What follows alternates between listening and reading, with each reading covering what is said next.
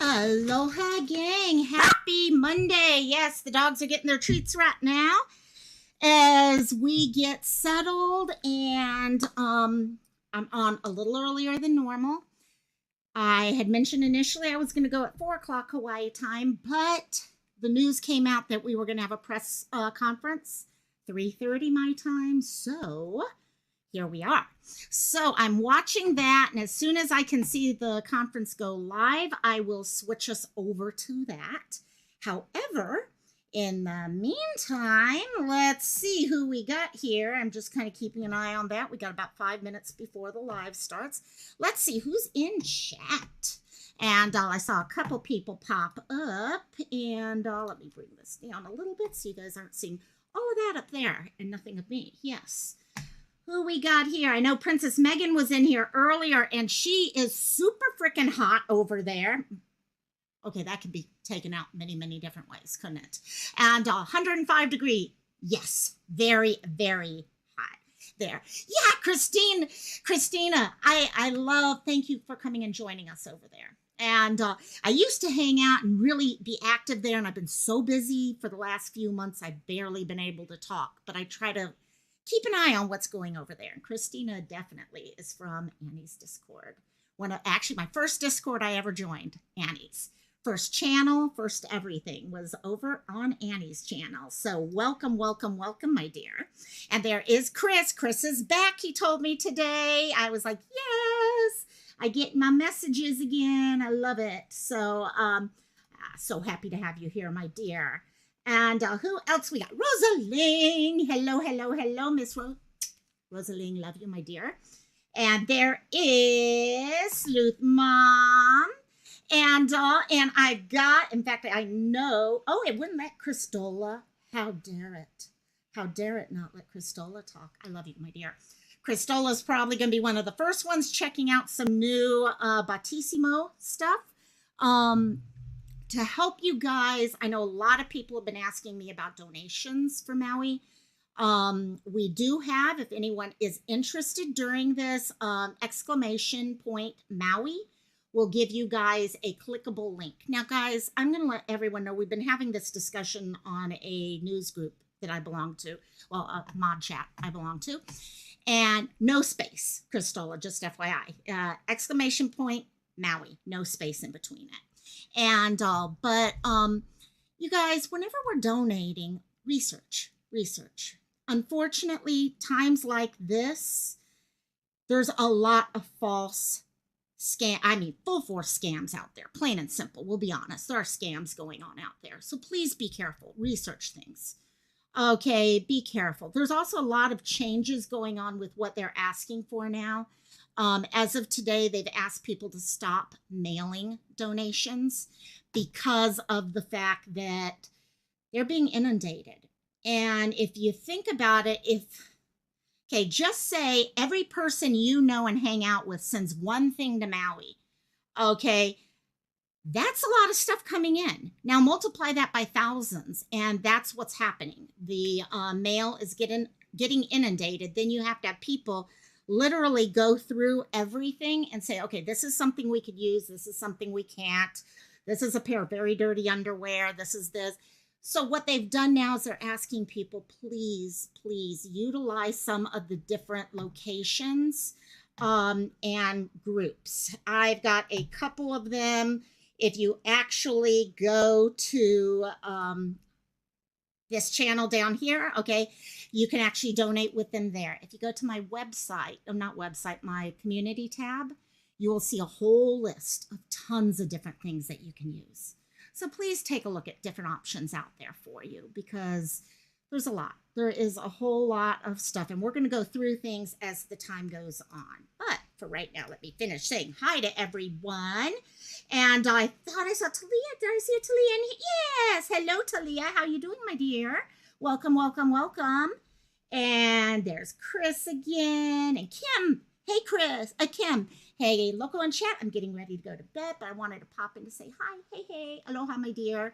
Hit the like button. Thank you. Hit the like button. Get us in there, because the big reason why I want to get this out is they need help over there right now. We truly, truly need help out there. And the more people we can get out there looking at stuff, the better. Okay, it looks like we're starting to get video stuff coming through. Okay, I'm going to pull this up so we'll know when they get ready to start. We'll be all set. There's a lot of things going on for sure right now over there. Let me see if I can do one thing real quick. Sorry, gang, I just want to, I didn't want to do that, did I? No, I did not want to do that. Okay, let's hit that one again and bring it back up. My computer's been very freaking slow lately. So, Louisiana girl, how you doing, my dear? Trying to see if there's any way I could get rid of the chat to the side of here, if anyone knows how I can do that. There's got to be a way I can do this without actually losing my whole screen. I need to get a second screen is what I need to do. And so we'll see how we do. Let me see if I could do it this way. Sometimes this works. No, it's not going to let me do it. So I'll figure out a way one way or another. If not, you guys can watch the chat going on at the same time and see all the fun going on with discussions. So who else we got in chat? There is LG. Yes. Yay. Yeah. Most of you guys, if you guys have Prime, I think it's Prime or YouTube Premium, maybe. You have a community tab. And so, Rosaline, love you, my dear. Thank you, thank you, thank you. So, okay, let's see what we got here. You're starting to see all the messages come through. Okay, Maui food. Oh, Rosaline, you are the bomb. You are so, bottom of the video feed should let you enlarge it. If not, okay, then it's the arrow next to my replies. Okay, let's see what I can do on that one. Real bottom of the video feed should let me in. I don't want the full screen. Let me see if nope, that's not going to work it. Hide comments and yay, I'm a smart girl. I'm such a smart girl every now and then. Yeah, sure. Rosaline, thank you for the Maui Food Bank bit. There's a lot going on. We will see once this starts up. Here we go. So hopefully we'll be okay volume-wise. Let me know if not. I'm going to pull a few. Yes, Rosaline, we're having a lot of people. They're trying to find how. That's actually becoming probably one of the top priorities right now is housing for all these people. Identification also, which we're going to address at the end of this live. We're going to talk. I actually am going to show a bunch of pictures of the missing because there are literally hundreds of people missing right now. And some of these people... Aloha ya Kakoo. Thank you for joining us today during this most difficult time, especially for the people of Maui. I think it's only coming in one-sided. We're here to provide you with the latest information and updates from the county and the state relating to wildfires throughout Maui. I would like to remind everyone once again that we are the state of Aloha. So we ask kindly that you please operate under the value of Aloha, which is extending respect and kindness to each other. Let me know Questions if and okay. answers will follow promptly after the speakers conclude their remarks. But without further ado, I would like to invite Governor Josh Green to address you all today. Our governor actually ended up, he's a physician, and there was someone who had gotten hurt, down on the road.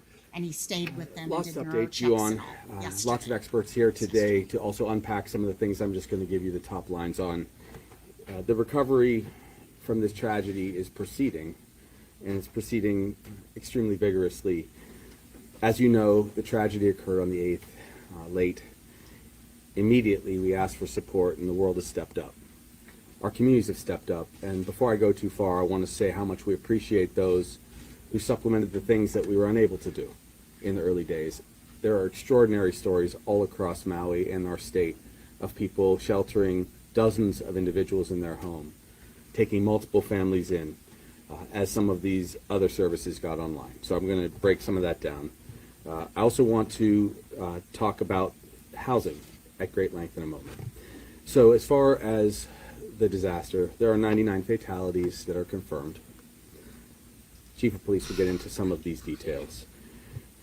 In addition to that, the search goes on, and he will describe the amount of the territory that's been covered. It's more substantial than you were aware of yesterday.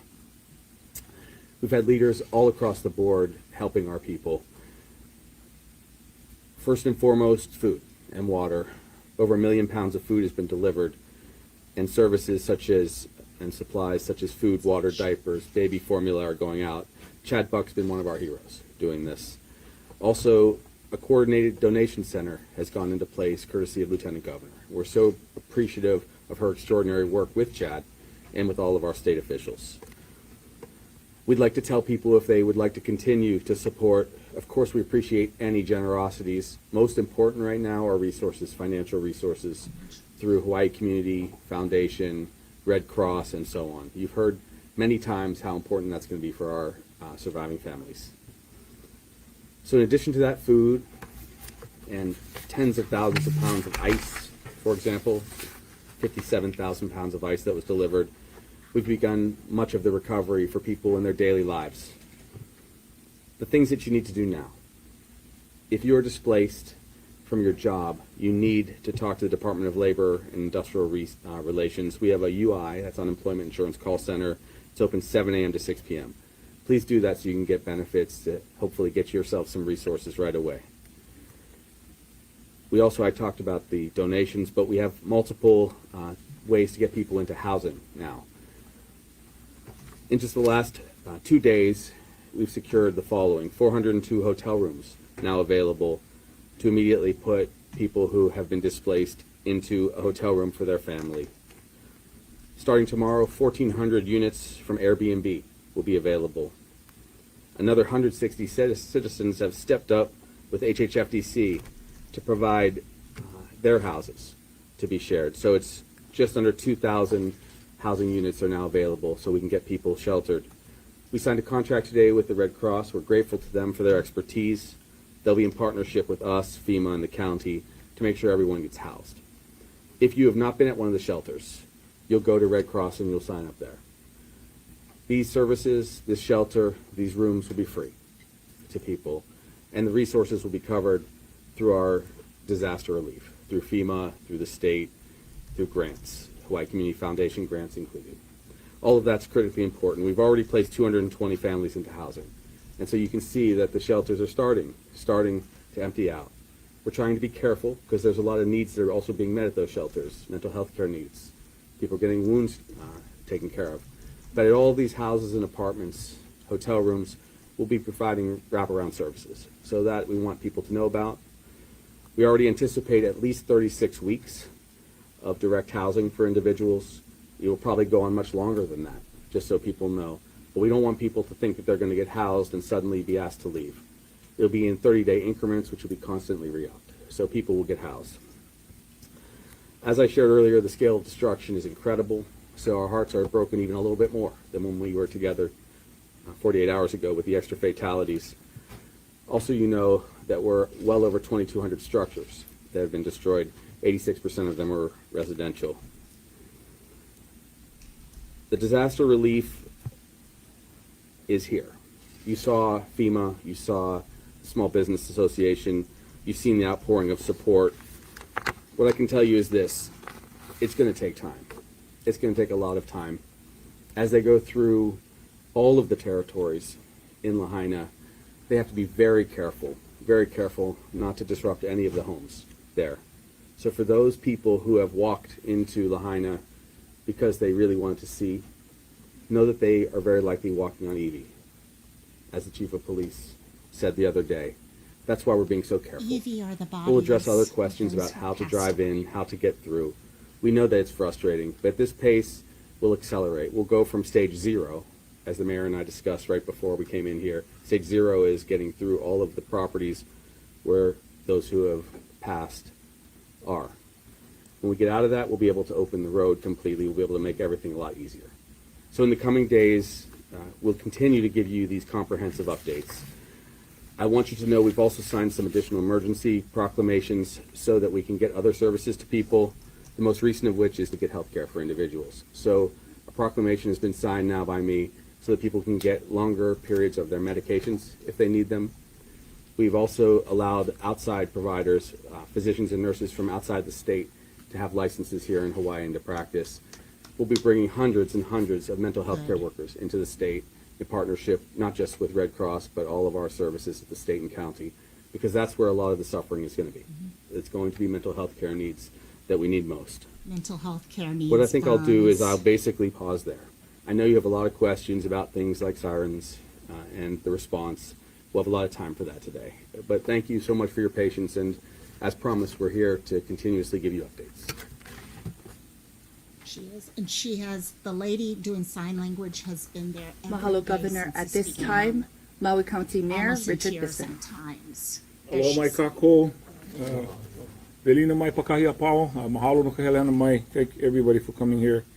What I want to share with you is our deep condolences and empathy to the families who will begin to receive notifications from our department of any loved ones who have been identified, and the chief will get into more detail about that process.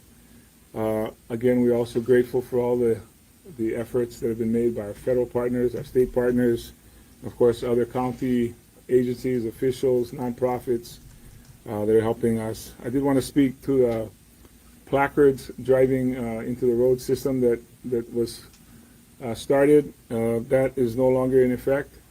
We will be returning to status quo, and our status quo is that all residents of the west side can continue to access the west side through Kahakuloa.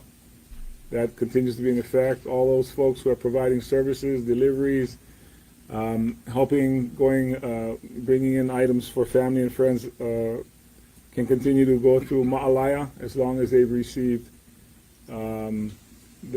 proper permission to do so. Again, we won't be using the placard system.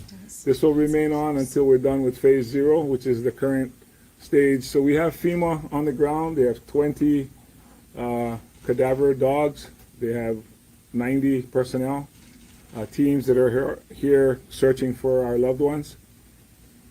And those folks will be speeding up that work. The number of dogs and folks that have come in has increased since this started. Phase 0 is the term that they use to describe recovering of remains. When that phase is done and they go to phase 1, we intend to again allow folks who reside in Lahaina to return to the Ma'alaya path. That is our plan. This is an evolving, fluid, dynamic situation, but I want to get that out to our public who are very interested in knowing when they can return. I also wanted to make it known, as the governor mentioned, the conditions at Lahaina town as an impact zone is very dangerous, it's very hazardous, and worse, we don't even know some of the hazards that are there yet. They haven't been measured. So anyone deciding to go there will take some toxic chemicals and other sorts of things that you don't need to be breathing.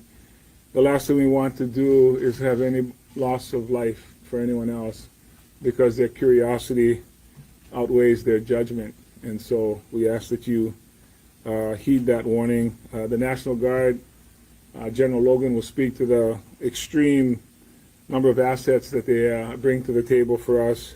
And I'd like our residents to know that those are additional assets that we're taking to protect you here on our island. And finally, I'd like to talk about the Family Assistance Center, which has been established at the Kahului Community Center.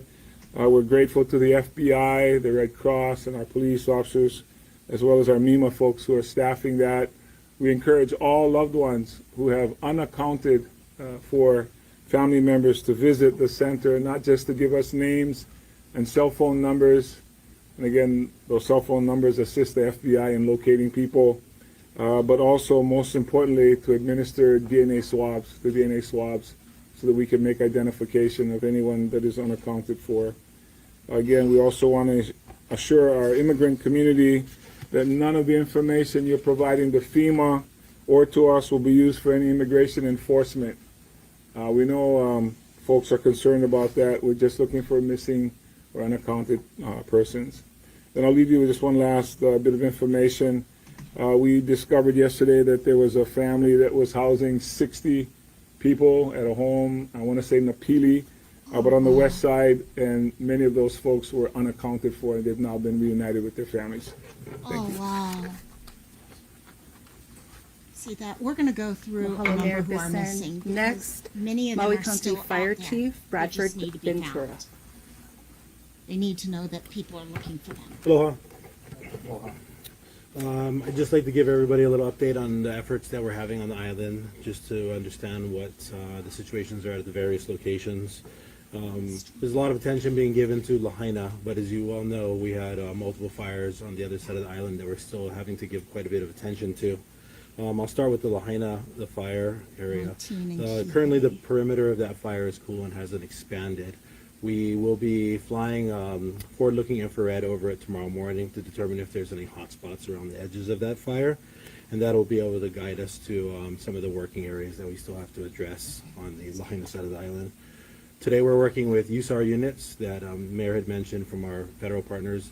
We have 6 of our fire units embedded with them to do their searches in case there's any type of fire suppression needs in any of the buildings that they're entering. The Kula fire, which was the Omapio fire that went into the Kula 200 area, there are still lots of hot spots in that fire. That fire does have quite the long perimeter, and it's in a lot of inaccessible areas and forests as well as gulches. We have had 5 resources on that fire every day since day 1, and including the last several days, multiple helicopters. In the evenings, we'll be patrolling that area with resources, at least one resource to be out I on think the Kula may fire have at all had times, 19 as well as the houses, 2 Makua and Kula if I'm stations that remembering the are right in one. the communities, and we'll be It's not ready to just one respond to area, other guys, things. and that's what people The are doing. Pulehu fire, which is in the valley here, has no active fire right now, and it is contained. We don't have any resources on that fire, as that fire at this time provides the least amount of threat to our community. As mentioned, we have additional fire resources that may become available soon with General Logan's team from the National Guard, and they're at the ready for us in case we have any additional needs and additional fires on the island. We've been supported by 37 Honolulu firefighters. They all came with various capabilities, from incident management team to USAR capabilities, as well as firefighting. We've embedded them into our teams to work for the last few days, and that's been a great help to Thank us you, my to dear, for let joining some me of our locals rest a and little sending bit, your loves. and then Thank you. rotate them back into the firefighting assignments that we have for them. And then lastly, in the Pili, which is in the north side of Kapalua, and the north side of that Lahaina fire area, there's a point of distribution that there are dozens and dozens of retired and active firefighters who are assisting, getting supplies to the community that are being brought over from all the amazing and generous donators on this side of the island, and they're getting out to a lot of people in need right now. So just share that with you. Thank you. Can't believe there was a Chief house with Ventura. 60 people Next, in it. Maui County Police Chief John Pelletier. Aloha. Patience, prayers, perseverance. That's what we need. I'll say it every time I come up, because if I don't say it, or you get tired of hearing it, or people get tired of understanding it, it means we've lost our patience, we've lost our faith, and we lost our will. The Kamana Āina of this island and this state will never lose their faith, and will never lose their will. Period. Yep. There are 99 so far. And I think that it was said very eloquently by the mayor. Our deepest condolences, because starting tomorrow, MPD will be pushing out, with partnership with the county, the names of those that have been identified and notified. If you have not been notified, because of the way the state law is and the way we're going to do this, family notification has to take place. And then if we've identified them but we have not got a notification, we'll Please put add something to those state, families to your prayer line. identified, notification pending. I understand that people want numbers. It's not a numbers game. Right now we're at 99 souls and families, so we're going to continue to do that. To date, 25% of the area has been searched. We started with 1 dog, we're at 20. We can only move as fast as we can, but we've got the right amount of workers, the right amount of teams doing it. Just so you guys know about the search teams and what we've assembled, because I cannot say thank you enough to the incredible work of the men and women of MPD, MFD, the National Guard, Public Works, and all of the unsung heroes. You know, all these things don't happen because elves do it. It happens because human beings are doing it. And I think we take all that stuff for granted, and everybody wants perfection. But you're only going to get what you can get at the time. But the 25% and the leadership that's going right now, we have people that searched the towers 9/11. I got reporters here and folks that they weren't alive when that happened. So you got to think about that you weren't alive when that happened. So I want people to understand the reverence of which we're doing this. The head of the FEMA team conducting this search briefed the team when we went out at the beginning and talked about this. It's not just ash on your clothing when you take it off. It's our loved ones. That's the reverence. That's why we can't have you walking down there. And we had to arrest somebody for trespassing. And so if we want to keep doing this and slowing it down, keep doing that. Do a Freedom of Information Act and figure out who that person is. Tell that story. Knock it off. We're going to do this right. We need you so much. If you're a family of somebody missing out of state, we need you to contact the Family Assistance Center. We will make a connection with the local law enforcement agency to get that DNA sample, and we'll make sure that we get that over. Yeah. We've got a dedicated team that will begin the investigation component. I've actually started the investigation component. And D. Mort from the federal government will come on Wednesday to augment our team. And so we will get those notifications. This is a respect We'll get them thing done that's right. going on out there. Yeah. God bless you. God bless Maui. I think that's what we've been taught since the time we were little Mahalo, Chief about Pelletier. respecting human Next, life. Brigadier General Stephen Logan, Dual Status Commander of Joint Task Force 50. Yeah, aloha and good afternoon. Yeah, I'm Brigadier General Steve Logan. I was here on Saturday. I gave my first press release, and there's been a lot of developments since then. So let me just cover some of those. We're up to a combined strength of 254 people. Let me talk a little bit about the Dual Status Command headquarters that I now command. It's comprised of Army National Guard, Air National Guard, and active Army soldiers and airmen that all came together. Traditionally, we wouldn't be working together like this, but because of my unique status, being appointed by the Secretary of Defense, I'm able to command and control these forces so that we can have or achieve what we call unity of effort. Each organization has unique capabilities, and this enables me to draw back to what's either on Oahu or in the rest of the Army, Navy, Air Force, or Marines, and through a process, bring those assets here. So of the 254 soldiers, airmen that we have here, many of them are involved in the security operations in support of the Chief of Police. Most of that is either at a shelter center or at the impact zone of Lahaina to help facilitate the recovery through this phase. Another bunch of those folks, about 47 of them, are specially trained in that fatality search and recovery effort. So they're intertwined with the FEMA folks, with all the folks that are doing that, and they're participating in that hard emotional type work. So that's what we've done in the last 24 hours. In the next 24 hours, we're going to bring forth another security team that's going to fly in tomorrow, and we have plans to bring another one in on top of that. And this is to further enforce the entry into the impact zone so that work can go unheeded Families can come into and unimpeded. Tomorrow we're going to get a visit by the commander of the United States Army Pacific, General Charles Flynn, the Adjutant General of the state of Hawaii, who you normally see at this podium, Major General Ken Har, who's also been designated by the Governor Green, as the incident commander, and a lot of his staff. And the effort is going to be to come meet with Mayor Bisson, get his eyes on, and basically show that he's all behind this effort. Him and his team are constantly trying to look for ways to put more assets, capabilities into the county of Maui, and we welcome him tomorrow. That's all I have for now, and I thank everybody for your time.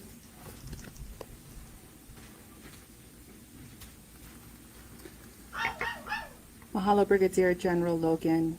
Next, Hiko CEO Shelley Kimura. Thank you, Jinx. Thank you so much. Aloha. I first want to start by recognizing the extreme grief of those that have lost family, friends. The entire state is grieving with you. All of us at Hawaiian Electric are grieving with you. We have employees on Maui that have also been impacted. And we cover islands of Maui, Oahu, Molokai, Lanai, and Hawaii Island. And our entire company across all our islands are We need to in get support of electricity up Maui quickly, right now. if possible. It's going to be hard. I want to open by saying that our employees will be there today and for however long it takes to help Maui recover. This is our home and our ohana, and we're not going to go anywhere. In the aftermath of the windstorms and fires, we immediately began to work with state and county agencies to assist with the clearing of debris and ensuring the safety of first responders. When weather and fire conditions made it safe to proceed on Thursday, we began our damage assessment, which included using helicopters and teams on the ground, in vehicles, and on foot on challenging terrain to determine the scope of the damage to our system. It was clear that our system that serves 12,000 West Maui customers had been severely damaged. All 3 transmission lines that go over serving West Maui were out of service. A day after inspecting the lines, our crews were able to restore almost half of all customers who had lost power. Hawaiian Electric worked closely with state and county emergency management teams who prioritized critical circuits for restoration, including those serving stores, pharmacies, gas stations, county water, wastewater, and public safety A facilities. lot of people have been talking about the need for air purifiers. That's where we focused our work, so that people would be able to get groceries, clean water, medicine, fuel, and other essential life needs. On Saturday, we brought back circuits serving hotels and resorts along the Ka'anapali coast, making those places available for housing and many people displaced by the fires who are living in emergency shelters. Even Many of them have outside lost their Lahaina, own homes too. there's significant damage to the electric system. This is in West Maui. The repairs we've made to restore power to critical facilities is temporary. There's a lot of work that still needs to be done. By the end of the day today, we're targeting to have power restored to about 80% of the customers affected. And this doesn't include the homes and businesses that were in Lahaina. Of the 12,400 customers who lost power during the windstorms and fires in West Maui, we have restored all but about 2,000.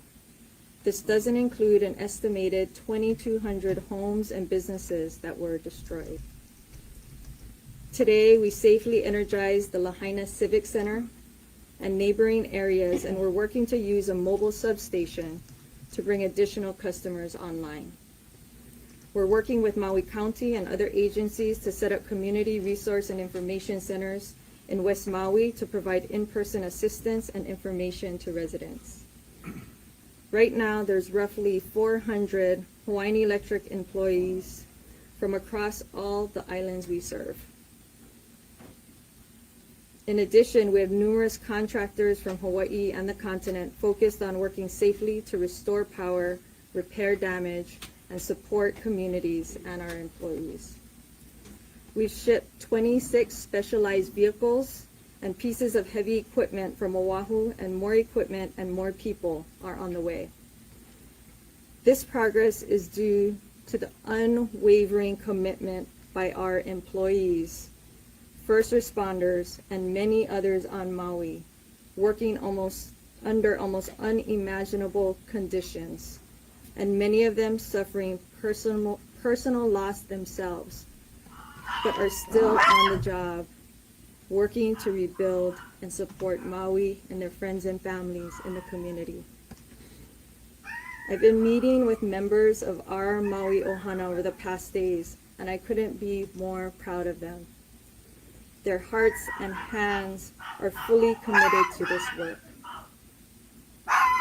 Based on our damage assessment, which is ongoing, as of this morning, we have 400 poles damaged or destroyed out of 750 in West Maui. 300 out of 575 transformers were visibly damaged.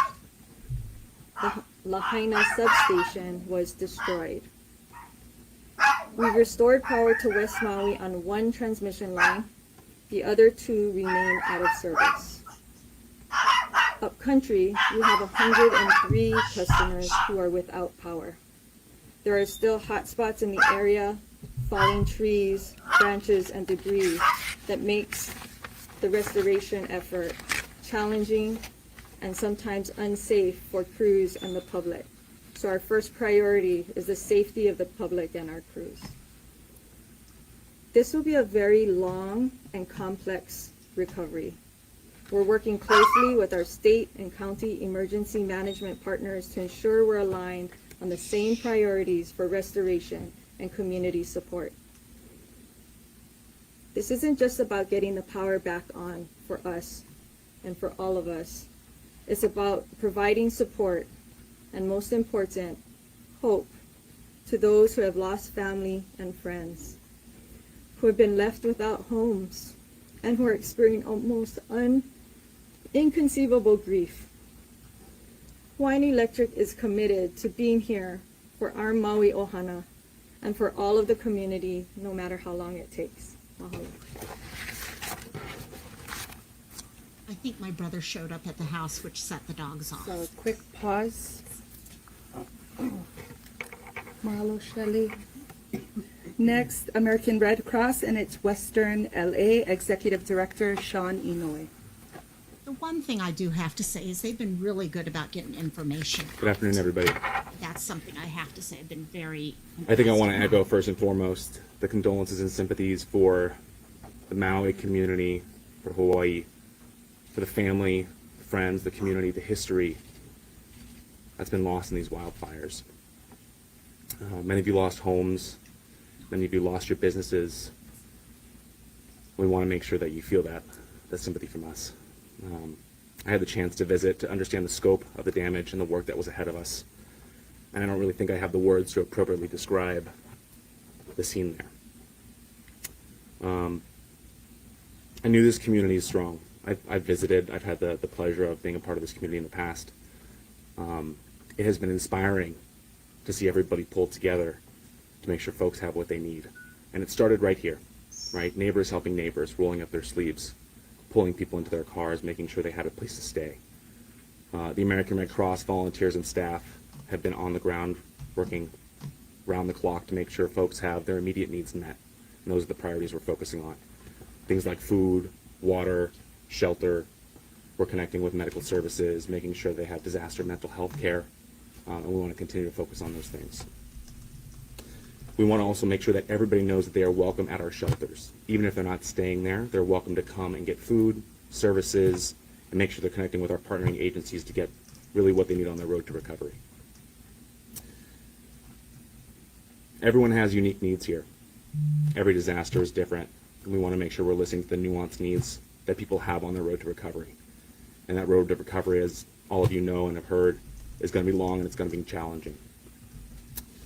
The Red Cross is going to be here for as long as it takes to make sure folks are doing well on that road. So, thank you.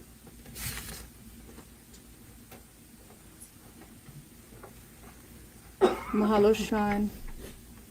Okay. Watching the news Finally, updates coming through Maui Hawaii Humane News Now, Society too. CEO, Lisa Lebrecht. Okay, Humane Society. This is turning into, yeah. I'm working with some people on parents right now. Aloha. Birds. I'm here to provide an overview of what Maui Humane has been doing to rescue, reunite, and treat animals who were lost or injured in the fires. We've deployed field services and veterinary teams each day for the past week in response to the fires across our island. We are also supplying pet food and supplies to the evacuation centers and other areas identified that are in need of supplies and veterinary care. We're working closely with the Maui Police Department to ensure that our teams are only working in areas that are cleared and appropriate for us to be in. And as those areas continue to widen, we will be able to expand our scope of services. Our animal disaster response teams are methodically going through these areas, collecting stray animals as well as deceased animals. The location of each animal found is pinned to a specific location.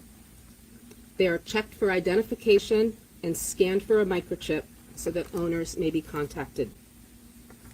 We ask respectfully that deceased animals not be moved or destroyed so that we have a chance to catalog and check them for identification.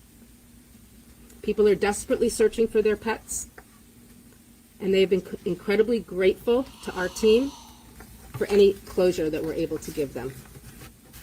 We have received numerous reports of live animals in various locations around the perimeter of the burn area in West Maui.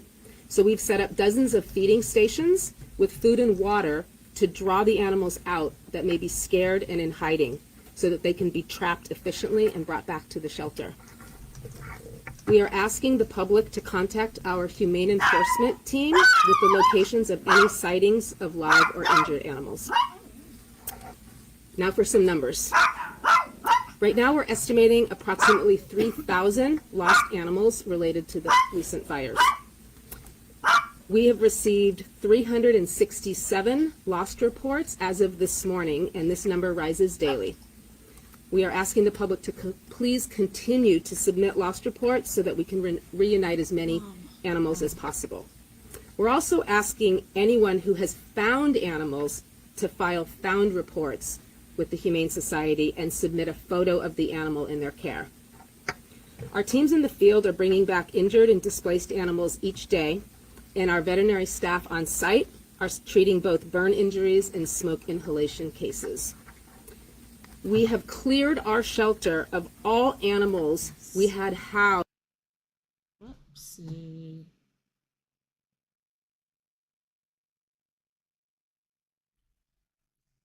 Shoot.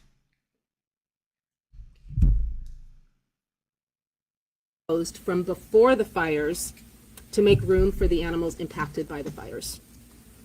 Approximately 100 good charities who are other partners for rescue options for the 115 dogs that were in our care prior to the fires, who are all housed in foster homes at this time. Horses and livestock from Kula and surrounding upcountry. Yeah, it's gotten really. Actually, I don't know. Okay, you think it's them, not me? Okay. 52 live animals from the Lahaina area so far, including 12. To date, we have been able to reunite 8 animals with their owners. Seal, this is part of the problem. Our field services There was teams no have been providing evacuation food and routes. water to horses, There was one pigs, road. sheep, and goats, both on the west side and upcountry. Today, they brought a 500-gallon water trailer and 3 trailers of large animal feed over to the west side. We have 2 veterinary triage teams set up, one at Napili Plaza and the other at Lahaina Civic Center, providing medical care to animals daily. Those teams will be on site every day for the near future.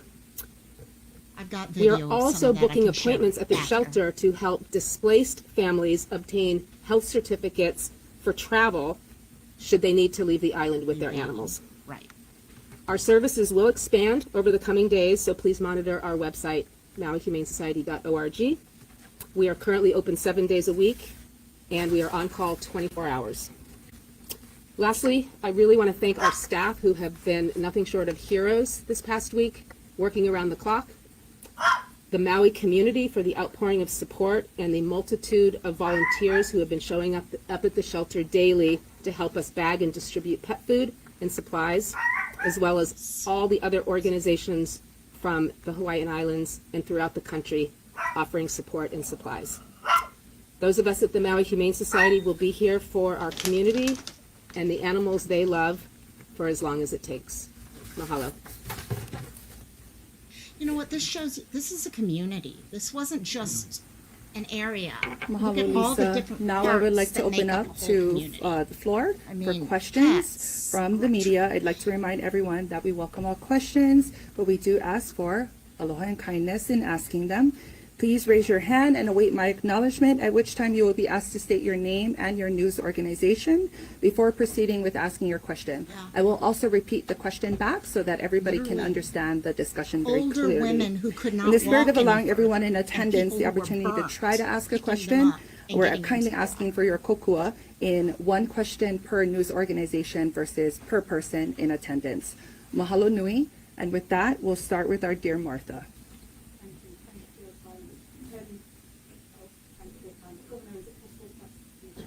Sure, can you state the question so I can repeat it back before he comes up? Yeah, of course.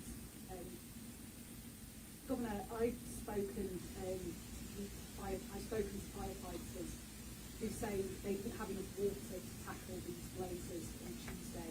I've also spoken to people all week who say they didn't have sufficient warning to evacuate.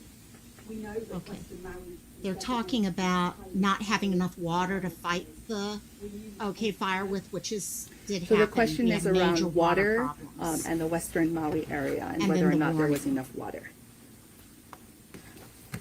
Thank you for the question. I'll first start by saying again, and I appreciate it, that we're in the process of a comprehensive review that I've asked our Attorney General to do, and there'll be multiple reviews at every level to find out what the level of preparedness was, both before and then now. One thing that people need to understand, especially from far away, is there has been a great deal of water conflict on Maui for many years. It's important that we're honest about this. People have been fighting against the release of water to fight fires. I'll leave that to you to explore. We have a difficult time on Maui and other rural areas getting enough water for houses, for our people, for any response. But it's important we start being honest. There are currently people still fighting in our state, giving us water access to fight and prepare for fires, even as more storms arise. So when we talk about preparedness, we did look at many of our reports, and I am personally doing some of this review right now. We've designated some of these risks as low.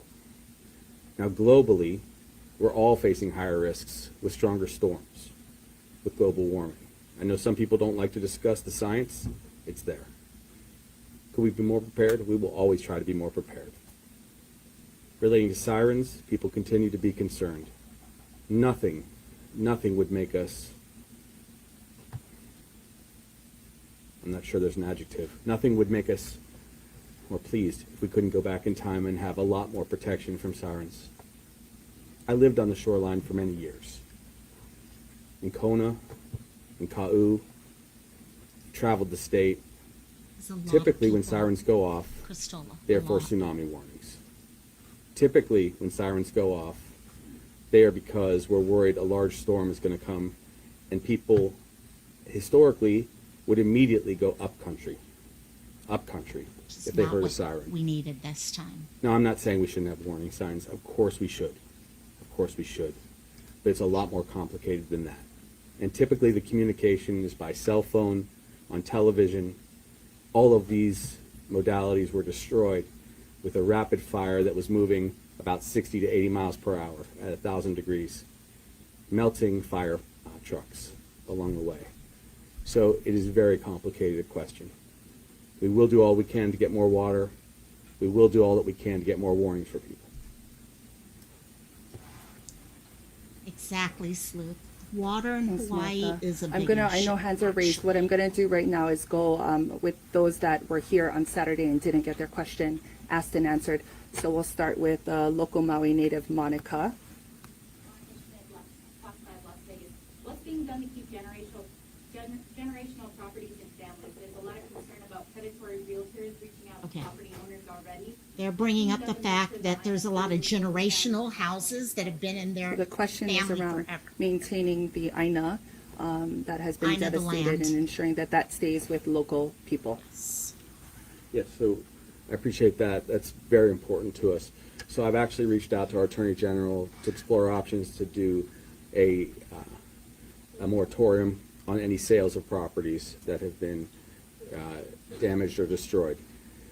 Moreover, I would caution people that it's going to be a very long time before any growth or housing can be built.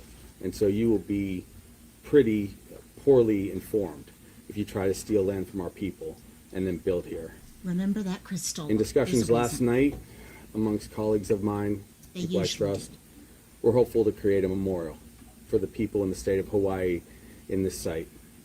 We'll also invest state resources to preserve and protect this land for our people, not for any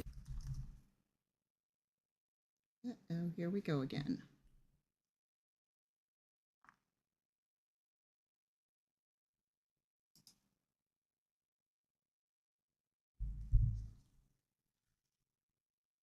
development for our people locally.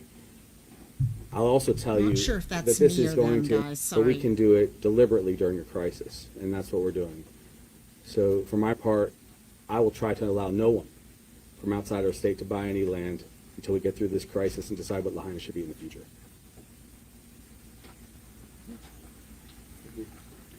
Saltwater Continue will be with those used who for weren't with fires, us. but the fire Sorry, was moving Kalamai, so who quick. did It's not pretty get their much question asked and answered on Saturday. Up desalination next, for Paul. drinking, yes. And A question for the governor and mayor. Sort of getting a mixed message about the state of affairs on Maui for visitors. We're telling them not to come, but we're also telling them we need your money because the rest of the island has to survive. So can we get clarity on what the message is? The second part is, and it dovetails perfectly with the question, what are we going to do for the rest of the economy that's disaffected by this disaster? So the question is around tourism in the industry here, and what is closed versus what is open, and tourism as an economic driver in Maui, let alone Hawaii. And then there's a larger question around the economy. I guess I'll start. I'm not exactly sure what anyone else has been saying, but what we've said is, please don't go to west side of Maui. Don't go to West Maui. Obviously, there's so much going on with trying to rebuild it, but the rest of Maui is still open, such as South Maui, Wailea, Makena, Kihei. We've not shut down. We've not shipped anyone out. We've not asked anyone to leave. As far as tourism is concerned, I think obviously that's a major driver of our economy here. We'll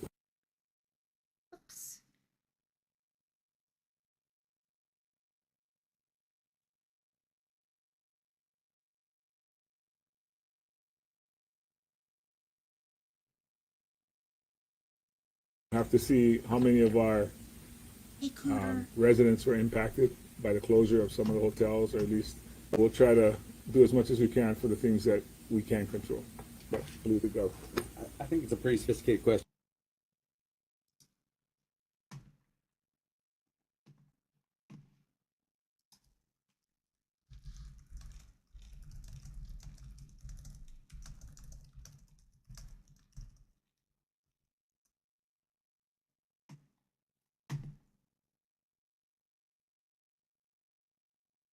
So during COVID,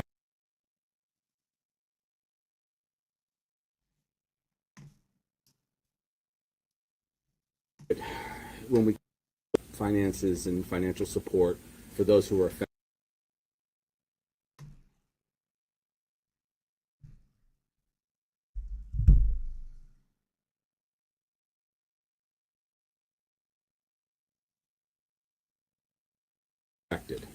And that means people that were affected either through loss of jobs in Lahaina or, of course, loss of property or loss of life. So it's a much smaller swath. So for that reason, to house our individuals who are going to be rebuilding Lahaina, who are going to be doing the cleaning and the environmental protection piece Thank you, of Lahaina. Rosalie. I'm in West freezing on my Maui. end also. So That's we why will I'm bring that confused. economic activity, which means that billions of dollars through FEMA from the president I have his assurance, which has been very generous of him. Billions of dollars will flow into our economy. We will use local people to the greatest extent we can. I'm already contemplating a works project for local people exclusively, not unlike what was done in the era of President Roosevelt, so that we can have works programs and jobs created so that once we do rebuild, in whatever form that is for local people, thank you again, it's done by local people. So it actually will create a lot of economic activity, but in a tragic sense, because we will be rebuilding what we've lost. Mahalo. Thank you, Rosalind and Cristola. Mika? Thank you. So, Name and organization. Mika Miyashima with PITV4 Island News. We're seeing posts on social media, we're hearing talk about, mistrust with FEMA. So can you clarify what homeowners who lost their homes can expect, and is there anything finding them if they receive assistance? Question is around mistrust in FEMA, and then what homeowners can expect if they've lost their homes in terms of assistance. And is there anything finding them if they receive assistance? And anything binding them if they receive assistance. So because FEMA's so busy in the field with recovery today, we've let them be. But I did get to spend a lot of time with the administrator of FEMA. The answer is no. Nothing will bind people or preclude them from other benefits. In fact, they'd like people to exercise a very liberal attitude towards asking for benefits right now. You do need to file your insurance claims in order to also get maximum benefits, but people should sign up for FEMA right now. There's a lot of things FEMA can offer, and though I'm not a FEMA official, I have learned quite a lot about what that is. First and foremost, it can offer rental assistance, and they will be covering the costs of rehousing people. So that's certainly not going to detract from anything a local person who's lost it all can get. Also, there are cash grants that go straight from FEMA to individuals that will, in many cases, hold them over for many months. I believe that the amount of money is up to $41,000 that an individual can get if they've had significant losses. There are several different programs that they have, all of which are meant to be generous and upfront to support them. In addition to that, those who may not qualify for FEMA benefits because they've been residents and family members amongst us, but have not been, for example, perhaps citizens, or they've been COFA residents, when I say that, we're going to make sure that they get benefits also from the state. So I don't want anyone to think that they're going to get benefits and the state isn't going to protect them. Also, when someone does make their claim for insurance, it doesn't bind them in any way, except that they have to, of course, just be straightforward that they were the owners of that property. So those are the things. Let me say this. There is always a lot of distrust in government because some of government is crass and crude and not responsive. But that's not Hawaii. That's not Hawaii government. And I appreciate the fact that they're here doing some pretty difficult work. I also know that people are feeling hopeless because it's so difficult. But a lot of the decisions that get made behind the scenes are just based on safety. And so I, again, appreciate everything that everyone's done when government couldn't get to them.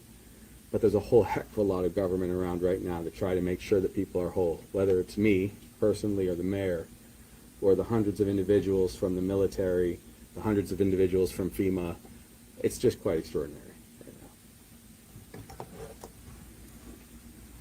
I'm going to go here to Dash. I'm Maka'ala. I see everyone. I'm going to go here to Dash, name and news organization, please. Yeah, K2 at 2 Honolulu. Just want to talk public with the police chief. We still continue, and I know you were asked and answered this days ago, but stories of looting, stories of people going in, and any of it been confirmed, and you mentioned the National Guard influx. Questions about looting. Be a source of kind of pushing this back or keeping the security around some of these areas that there were rumors that there was looting going on. The question is around looting. Haven't heard much. And I'll just leave it there. Is that fair? Thank you, Dash. Thank you. So, well, I appreciate the question. It's not going away, and it's kind of, I'm going to actually piggyback on this. Last question on FEMA. We got a fake email that came in trying to cause people panic about FEMA coming in and undermine the credibility of the organization. We've seen fake anonymous letters and emails for a few years, and some of them are extortion and just all-out lies trying to undermine public officials. Looting. We got a huge scene. I talked about what's in that scene. Talked about there's nothing to go in there as far as an item to go get in the contaminated area, but what you are getting is precious. So we're going to keep you out. We don't have, and for the people outside, Hawaii is the most loving, kind, incredible people. The spirit of aloha is real. It matters. So when you have people saying we have looters and rioters and all this other stuff, shame on you. These are our people, and they're hurting. And if we want to make something sensational, we'll make it sensational. But I checked before I came in, and I said, do we have any reports on looting? No. I've got extra patrols up in Napili because people felt a little scared people pull and nervous. guns out on Sure. other people. It's ridiculous. If you're scared and nervous, we expect that. That's why I want to free my officers out of standing perimeter. Drama. I'm going to put his folks to stand perimeter so we can go be cops. So if you need to go in that area, do it when it's safe. Otherwise, stop being part of the problem. Be part of the solution. Thank you. Yeah, it's frustrating to see some of what's happening. People are trying Steve, to name and organization, please. Steve with HawaiiNewsNow. Again, this is for Chief Carlos here. I just wanted to make sure that it works. I totally understand what we're talking about with family notification. Are we saying that none of the 99, the families of the 99 have been notified yet that they've lost loved ones? And how does it happen tomorrow if it's face-to-face and so forth? So the question is around clarification of the notification, of the 99 identified, if that's fair, Chief, and then how does that process work for notification? It's a really great question, right? And we talked earlier about doing it, Pono, doing it right. Once we get the positive identification, then I actually I have a DNA expert here if we ever needed to have that, but maybe. Okay, so we'll see how this goes. Pono is Afterward, doing. if folks have individual questions, I could get to that. But what we're going to do is we're going to get a positive match. We actually have 3 positive identifications from fingerprints. 3. So I don't have more than 3. So there's 96 that we don't have fingerprints. Wow. So we can keep going deep, like you understand, so just I'm trying to be as reverent as I can, but once we get a positive, we have to contact the family. And then we have to make sure that we give that family that notification. We're obligated to give the family the notification before I can release that. You can imagine how painful that's going to be. Amen.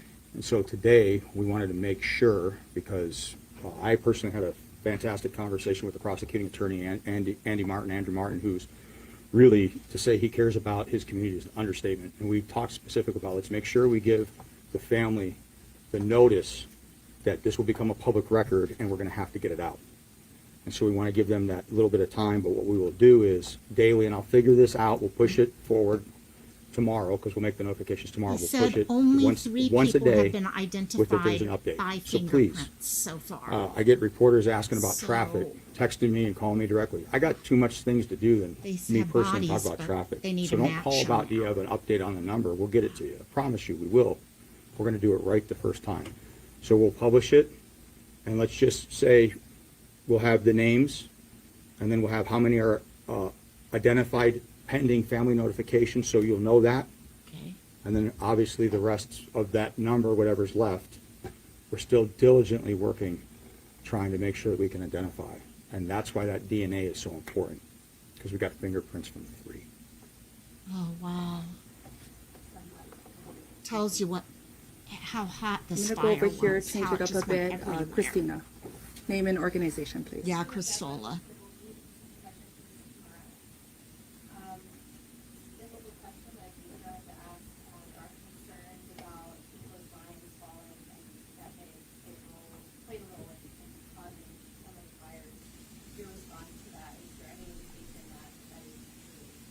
So the question is around concerns about Hiko's poles falling and as it relates to the devastation.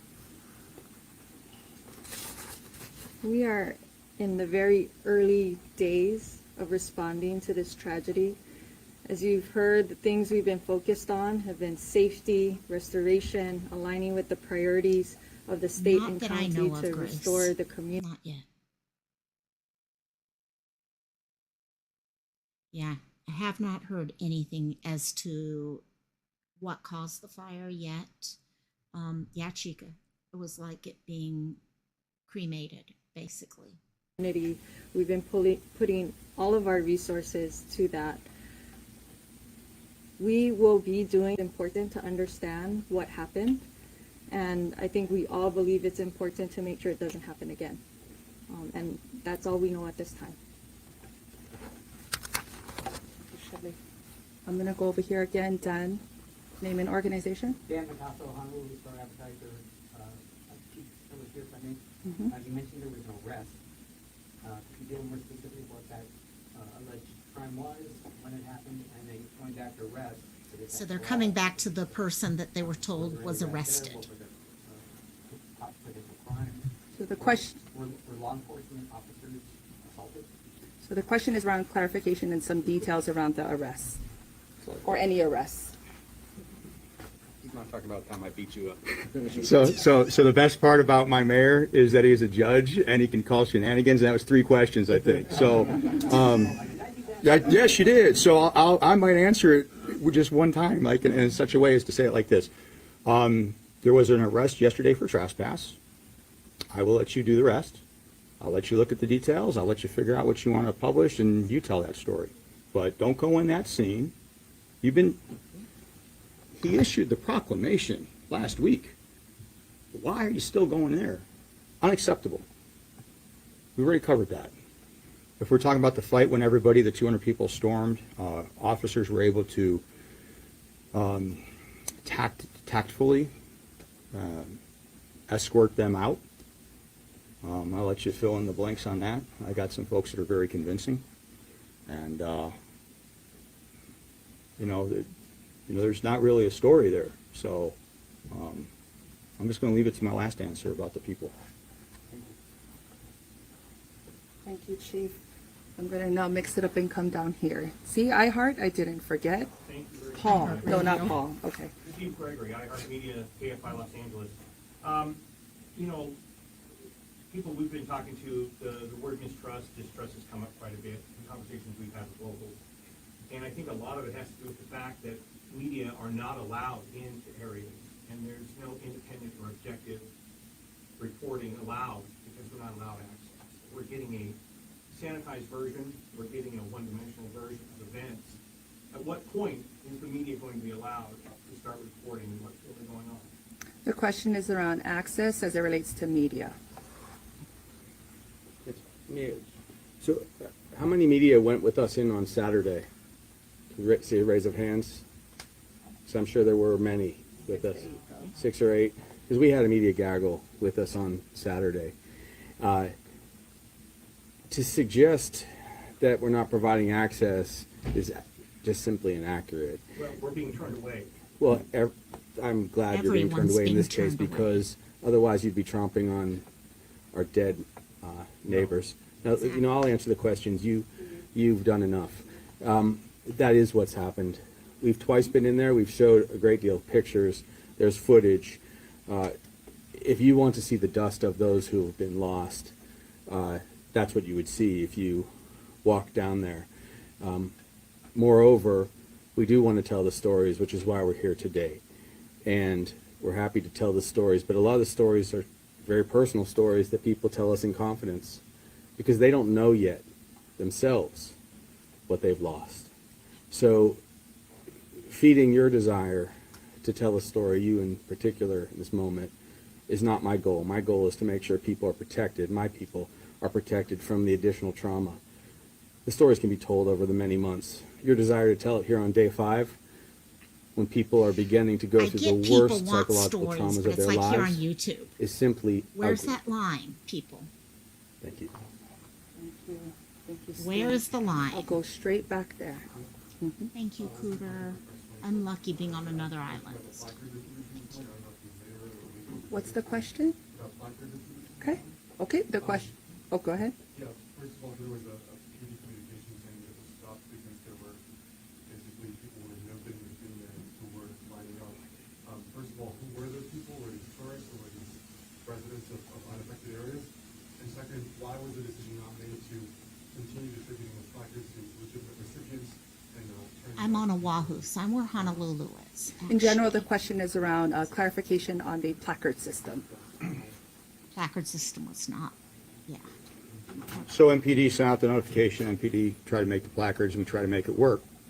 The problem is Well, I don't see why everybody at 6 o'clock in the morning needs to line up to hurry up and get a placard for a legitimate reason to go out there. There was a very clear protocol for West Maui residents, for emergency officials, and other reasons. And so we didn't get that showed up. You know what we got? We got a whole bunch of people that are just real curious to get over there. Yeah. And so they wrecked it for everybody else. And we tried to have an orderly They system. tried to put out a We can't do system where that. people could apply for And a it's placard no to different go than saying, get. hey, we got free food and we're going to be distributing it. Because think about it, we were for 2 days and then tomorrow night we were going to start to enforce it. Why would we do that? There was a blue placard if you were a West Maui resident. And you would tape it up on your passenger side of your window and you could drive by and the officer could just simply wave you through and we would have no or limited or less congestion in the travel areas because you got already vetted.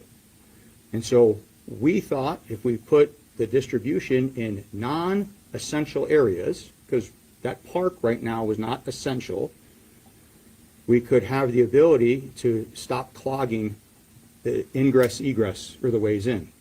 But some folks wrecked it, and they wrecked it so bad that the best thing to do was just to make a pivot and to institute the program that we had yesterday, and that's what we're going to move forward while we're in zero, and we'll get it as we can.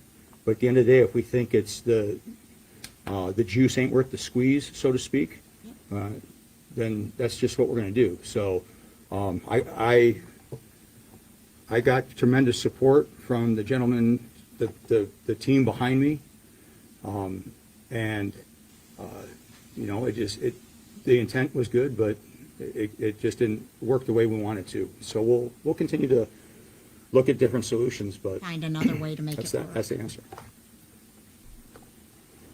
Are you folks together? They're separate. I'm going to go ahead here. Wendy Osher, Pacific Media Group in Maui now. My question is for Chief Phillips here. You had discussed the sensitivity of the site over there, and we're in the middle of hurricane season. It goes on through the end of November. What is being done to protect the area, and do you think you'll be done anytime soon with the process? And give us a timeline. So the question, it's a multi-pronged-ish question, which is around the protective measures in place, if any, due to the fact that there's hurricane season through November, and then the timeline for when all of that can be completed. That's actually a fantastic question. A storm coming out. So if I start throwing dates and times, I need a little bit of grace and latitude that we don't say, you said, and this is what it is. We'd like to get to approximately 85 to 90% by this weekend. Okay. No guarantees that we do. Right. We talked about being at 3%, and now we're at 25%. And then we sort of started, and then maybe the percentages, and you're like, wait a minute, what about the numbers? And they didn't go up as quickly as they did, and that's a story in and of itself. We had, on the initial few days, done some recoveries, and when we ran the dogs, even though the area was marked, the dogs, because of their ability, found more. And so we went and back and retraced everywhere we had gone, because we don't want to miss anything. Okay. So I'd like to get us 85 to 90% by this weekend, and then we've got some So kind of decisions with restarted. some of the high structures. So if they're 3 or 4 stories, we've got to figure out how to get the equipment in to move some of that so that we can go in. And we just want to move to where we can make the recovery. But that does take some time, and then you're Media looking is at great at asking further several days to do questions to that. push further. I'd say no less than 4 or 5, but again, don't hold me to that. And then we can start moving out of phase 0. And we recognize that we'll consider that done, but it's always possible that we may find someone later. That does happen, but at least we will be very confident that the search was as good as we could have done. And that's what, from the get-go, I was like, I'm going to no, go all the way number back of there, people this alone Wahine, at all the way home back here, at yes. that time. Yes. Elderly, children. I hate to say it, children. Sorry, what was your name? Do you have a name? Okay. People who are between areas, and they're saying that they would like to get to distribute supplies to people who are telling us that they're running out of food and water and are having to ration these things. Is this true? What is the disconnect between a lot of these distribution centers and people that are apparently isolated? The question is around supplies and distribution centers. This is the first I'm hearing of this. We have at least 3 hubs set up. Is this person from West Maui or from another part of Maui? We've been speaking to people in the south of Okay. Yeah. So at the beginning, near Puamana. So the closest, we don't have any hubs set up in the impact zone. The closest one is off of Keawe Street, which is just across Cannery Mall, and it's huge. I mean, there's more than enough there. That actually is like a central hub that takes food out to Napili, the Napili Plaza, Napili Park. And I know there's more than enough. There's so much donations. That might be something you guys might, at some point talk about, but there's lots of generous donations of food, water. People are just allowed to come by. But another location is right outside here at the War Memorial Gym, where we have a whole field full of supplies, and people are allowed, from Lahaina, are allowed to drive through, pick up a food box, pick up water, and drive through. So we have two drive-through lines. One, people dropping off donations, and then people picking up as a drive-through. So I can't imagine anybody not having enough supplies that we've provided. And there's even more being brought in by military, our friends and family from all over the island. That's what I'd heard too. That's my best answer I can So give. it sounds like where people need to actually go to the locations rather than thinking everyone's going to bring it out to them. So we need to check transportation. Questions for Hawaiian Electric, please. Mm-hmm. My question is, why didn't you shut off the power when the wind started to pick up? So the question is, why didn't you shut off the power when the winds picked up? So as I said earlier, it's still in the early days. We're still looking at all the information, and we haven't actually had a chance to do all of that at this time. With all due I respect, think, it's been 6 days though, so almost 6 days. and we've been putting everything we've got to helping our communities right now and our employees who are going through a lot. This is and when I get supporting them upset so that they at can support the the press. communities. You may be talking about what happens in California in the shut-off program. And so we, like most utilities, don't have that program. And it's worth noting that even in places where this has been used, it is controversial No, and it's not Costello. universally accepted. The It's thought seen is you as, shut it can be down and seen you as can creating a save part of the hardship system. for those Not customers set that up that have medical needs that are Yeah. at higher risk. So these programs, particularly for elder or other vulnerable people who have specialized medical equipment, this can be a very high risk for them. So, that's why many don't have it. It's also, it would require coordination with first responders. And as you have probably seen and maybe even reported, that in Lahaina, the electricity powers the pumps that provide the water. And so that was also a critical need during that time. So to be clear, it wasn't an option. Shutting off the power wasn't an option, just to understand what you're saying. There are choices that need to be made, and all of those factors play into it. And so every utility will look at that differently depending on their situation. Well, they're at day 6. They're looking at the I'm emergency down to my last two situation questions. now, I'm gonna and go- then they move outwards from there. Okay. Chivo change lines with off group.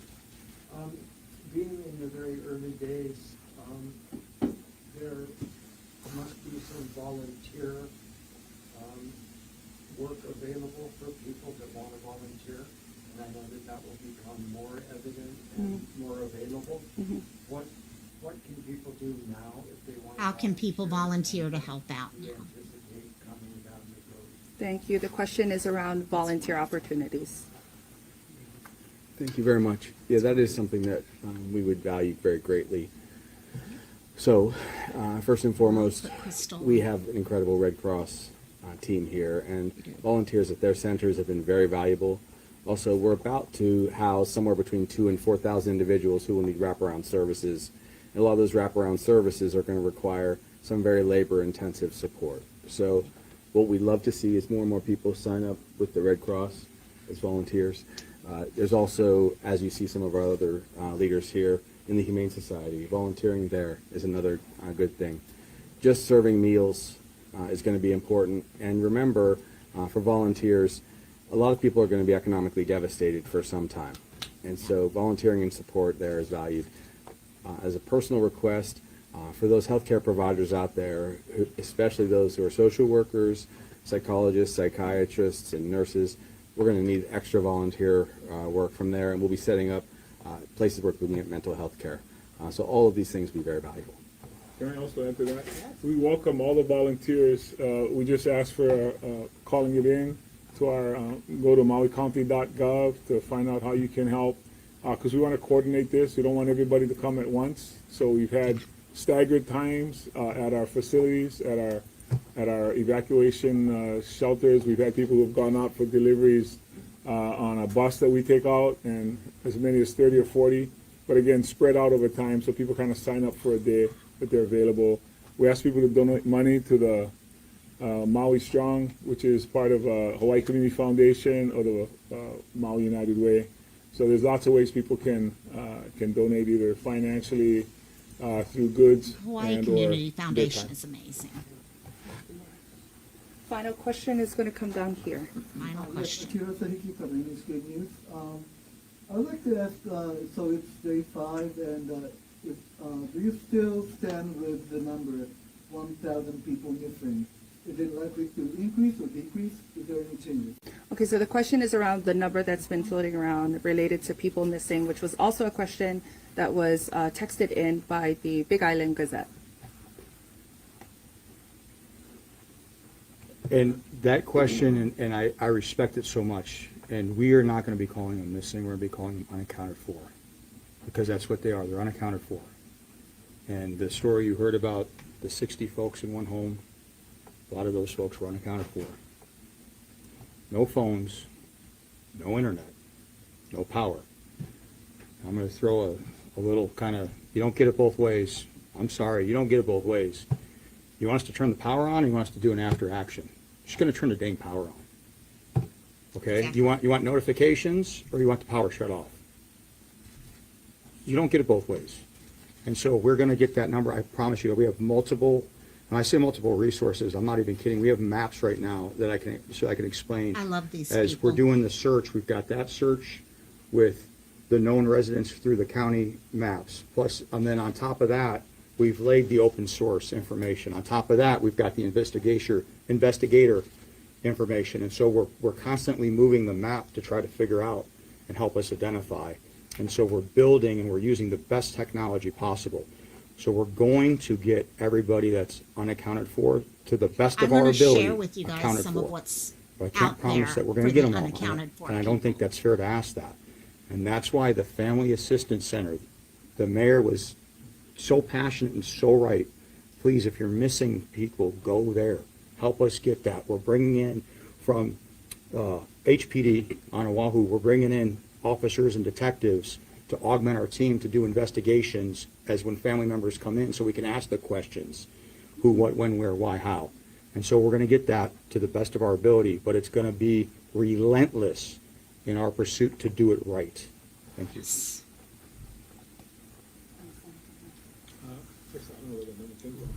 Okay. And with that, this concludes our news conference. Mahalo nui for coming. We appreciate you all, and please pray for Maui.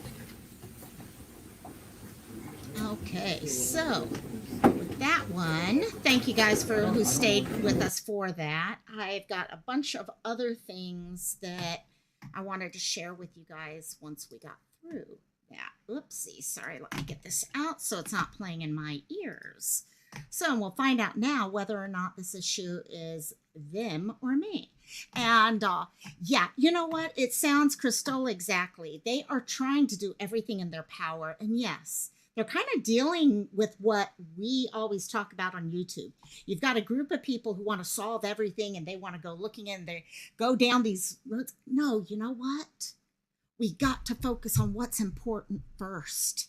And right now, that is what could be hundreds of hundreds of people who did not make it. And they don't need some journalist walking up and down Front Street, okay, walking on ashes. Okay, it sounds horrible, but that's what they're talking about. And also, what I wanted to do here is, let me see if I can bring everything up so we can actually start sharing. There's some stuff, and for those of you, I know there's a lot of you on the East Coast and it's getting late. So, but for those of you, and I know I have some people from Hawaii here, and I wanted to make sure they get all this information too. There's been some really good information going out there. Sorry, real quickly. Oh, someone wants me to assistant direct. I just got an email. Okay, I'll read that later. But anyhow, there's been some, what I've really been impressed with is how people are coming together with this, how they are trying to utilize the internet to create what is, in my eyes, one of the most amazing documents out there. And I'm going to show it to you real quickly. Then I'm going to show you some of the videos, and then we'll come back to this after. But I just wanted to show you guys this. This is everyday people and taking something that they do and they do well. And they're like, here, we're going to share stuff. This is, okay, by HAPA. Okay, they're a grassroots organization out there. And what they've done is created one of the most amazing websites I've ever seen. I was sharing this with Sleuth Mom the other day. Okay, they go in here with all these places. I was talking to Jet's mom actually about the ways you can support everything from small to big to all these different ways, because they are asking now, they need money rather than initially it was like, well, we need underwear, we need this, we need socks, okay, which is what they've needed. But the problem is they've been inundated now, and they're like, wait, how do we go? We got to go through. If anyone's ever worked for Goodwill, things don't just come in. You have to go through everything, make sure everything's clean, stuff like that. So there's a lot of different things that come into play here. So this is just, I mean, let me share this real quickly in chat so the mods have this. There's two sites I've been dealing with a lot. This is one. And yeah, if you're someone who's into Humane Society, there's your Humane Society, how you can donate to them. Okay, if you're someone who is more into, you want to work with, okay, people with children, there's a way you can hit here and get with people who have babies and all. But what has really gotten me, and we'll come back to this in a few minutes, is these things. They've utilized Google, okay, Docs for stuff. Okay, donations here. Okay, recovery support. This is where people are able to come in and try to find ways to support other people. Oh, thank you. Sorry, I missed that one. Let me go back. Yes, actually, thank you, Christola. That was awesome, because yes, I missed that comment completely. Grace, hit it. Doesn't the Hawaiian culture take desecration of that very? Yes, yes. Okay, respect, honoring, okay, everything from your elders who are still with you to just, in fact, we have a place called H3 here on Oahu. It was a highway that was built. Literally took over a decade to build this highway. It took forever. I don't even know how long it took. And part of the reason was they kept finding more ancient Hawaiian burial sites. And every time that's happened, we would stop, and you'd want to make sure everyone was taken from there and taken to another cemetery. And you have all those things. So it's, when he talks about this is real, what people are talking about. These are not just, oh yeah, that's number 45 of 99 dead. It's not that. It's someone's mom, someone's dad, someone's child. Like I said, the time this broke out, you had kids who were alone at home. How does a child who might be 9 or 10, okay, think through the process of escaping in a situation like that? Okay, there's going to be a lot going on. Diana, hope you're doing good, my dear. Okay, love you. Okay, I know this is hard, even for people who we're not on Maui. But anyone who lives in Hawaii has a connection to almost every other island. You know someone, things like that. So it's just, yeah, it's rough. So hello, my dear. I hope you're doing good. So I am kind of freezing at time. Yeah, I think a lot of it is anytime I hit and change certain pages, I get this, my computer's being really, I need a new computer. That's what I need, to be honest. And my computers, I need more memory, put it that way. But what they have here, let me pull this back down and just show you, and we're going to go through this a little bit more in detail. But this is where people can come in and put in. Okay, what, my dear? Cristola, I see OMG, Loco, and all that. What you got, my dear? And, but people can put in here, okay? Housing, you have housing available. This, though, is what really gets to me right here, the people locator. Like he said, these are not missing. They're just unaccounted for. Oh, my God. Okay, you take care of family, my dear. You take care of family, Cristola. Yeah, you take care of family. This is, someone put this together and people put in who they're missing, okay? And they come here. These have all been found. Anyone in green has been found. Here, unaccounted for. Okay, people update as time goes on, as they check to see if there's been any changes. People, you can see where people have actually been found and deceased. But guys, this is just A. I'm still going through A's. I'm still AL, and I'm still going. That's how this list, guys, seriously. When they're saying 1,000 people, this is what they were dealing with. All these people, but a lot of these people have been found, but there's still a lot of people who are missing. Okay, you can come in here and see whole families missing. Okay, this person here, okay, brother was found safe. Okay, so there's a lot of stuff that is coming in. Diana's saying, I remember when majority of that list was not located. See, you've been on their site too. Yeah, their site has been amazing. And yeah, they're finding these people. That's why they're not, just because someone's missing. And in fact, I went to Sleuth this morning and I said, I don't know if I should go live with all the missing or not, because it's a different type of missing. And then all of a sudden it's like, wait, a lot of these missing are still being found because they don't know they're missing.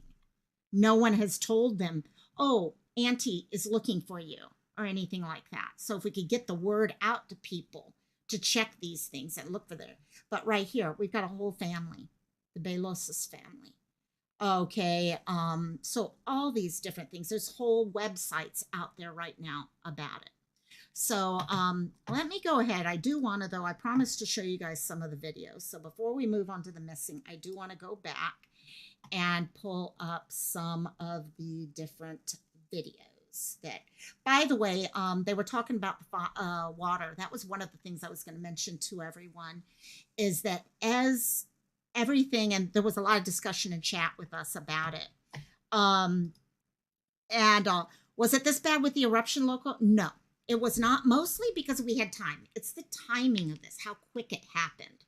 Okay, and because no one knows where anyone went. Did they go up Kihei? Did they go Kula? Did they go, okay, Maui? Did they catch a plane? Like I said, I was on Tuesday, I think it was. I was at the airport. And it was Hilo. People were coming in from Hilo, and people were going from Maui to Hilo, Hilo to Oahu.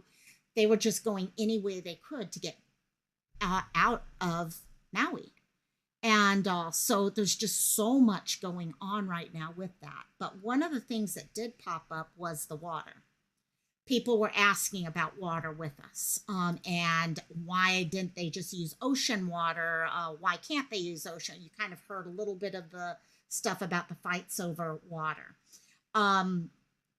Heavily what happened is usually when we do have, here, actually, let me just share this so you can see the story that was written about it. As everything was going on, usually when we do have fires, they will use water from the ocean. Okay, forget it. I'm not going to do that one. Okay, usually they will do run out to the ocean, pick up water in the water bladders, dump them. Okay, we have a lot of wildfires. They happen. I live in a valley, and they happen around me all the time. That's why when we have the red flag warning, okay, Diana, not sure if you remember with weather warnings, you knew it's dry, wind, low humidity.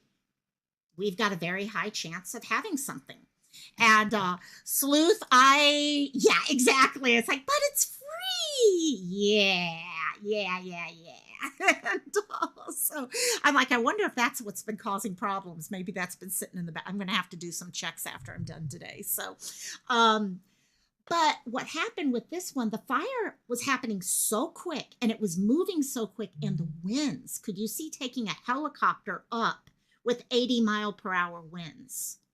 Okay, and then not only that, say you could even get the helicopter up, you let the water go, and it's dealing with 80-mile-per-hour, if not higher, winds up higher. So you're dropping water and it's going that way. It's not going down. It's going that way. So there were a lot of issues going on with that. Diana, down West Oahu where you live is dry, same as Lahaina, exactly. All of us knew this was a huge possibility the last few days. None of us knew it could ever be this bad. That's the difference. I've been here where we've had, I should take a picture of it. In fact, I think I have pictures where we had in the valley that I live in, we had a wildfire coming down into our valley. And we were all just, you could see it inching and inching. But if we had 80-mile-per-hour winds, that's what happens here. Now, there is also the potential, desalination for water, things like that. Most of our water is catchment. We have a lot of water that's catchment from rain and things like that. But we definitely have a lot of issues with water out here. You wouldn't think so with ocean everywhere around us. Desalination can become very expensive. Plus, we have a lot of issues with people who don't want certain water things done because will it affect the ecosystem? So that's why they kind of answered that question the way they did. Just go research it yourself type thing. Okay, because there's so many different sides to it. So let me come up here and bring some of those the videos that I came across earlier today. Let me find out which one it was. That was so good. I had a bunch of things out here earlier. Here it is. Here was the one that was so good. Someone took a bunch of chronological, of the actual fire as it was coming. I think this is the right one. I think it's Truth Poll. Yep, it is Truth Poll. So this came up, and this person actually put together a 2-minute video of how the fire, and I think it's important for us to see exactly how it came about. We've seen all the horrible pictures and stuff like that, but you know what, to see it happening and how quickly things were changing and all, it does make a huge difference. So I am going to pull this down just a little bit. Okay, and we're going to start this up. So as they're saying here, at 4 a.m., Lahaina is without power. Okay, 8 a.m. Lahaina Luna brush fire starts, but is later, declared 100% contained. They thought they had it contained at that point. Now, as you can see with that, you can think you have something contained and it still has hot spots or something happens. As to what caused it, I don't know. I really don't know. Okay, and I think we're going to find out more over time. So, yeah, Christola, okay, the volcano and breathing. Actually, I was going to go to Maui and help out, and then I realized, probably not a good thing to do with my breathing. Yeah. So, okay, continuing on. So you can see right there, okay, in the morning, winds were the strongest we've had in years. And I was saying that to you guys. I was on Oahu in Honolulu, downtown Honolulu, Makiki area. And it was like hurricane coming through buildings. You don't remember what names are we talking about? Kilauea. Yeah, Kilauea was the volcano we were talking about. Yeah. Rooftops were flying off homes, so we decided not to open our Front Street stores. Still no power. So this is Front Street. These people had places on Front Street, which is what you're seeing all the pictures of. So kind of seeing what the winds are starting to look like, just how bad they are. Okay, 3 p.m. they received a call from their coworker. The brush restarted outside her window, and she was evacuating down the hill. So 3 p.m. is when we're starting to be like, okay, this is now happening. And up to then, no one really, all of us, just like Diana and me, probably would have thought, okay, we're in a red flag warning. Okay, that's it. But then at this point, it started up again. Okay. As she was leaving, you can see her. I mean, you can see fire department right there, blue skies, nothing major, but enough for them to realize something bad is happening. And so after 30 minutes, we began questioning the smoke. We know black equals structural fire. We looked out the other side and saw it was Kahoma Stream area. This is when this family decided they have to go. Okay. You know what, Rosaline, let me see. I might lose my ability to, oh wait, I can do this. How's that? I could do this one with you guys. I need to buy a second screen also is what I need to. So they decided at this point they had to evacuate. Like they said, scariest moment of our life. We made our way out, racing for the animals, okay, through bags and backpacks, strapped my something family out down 4 floors of stairs. I couldn't feel myself and forced my way down as I saw brush fire in our parking lot. Just go. Replayed in her. Okay, just get out of there. Get out of there. And all. So you're seeing the fires. It's starting to come through. No sirens given. And this has been one of the issues I've even thought back and forth on is the sirens. Would the sirens have helped? I don't know. To be honest, I really don't know if they would have helped at all.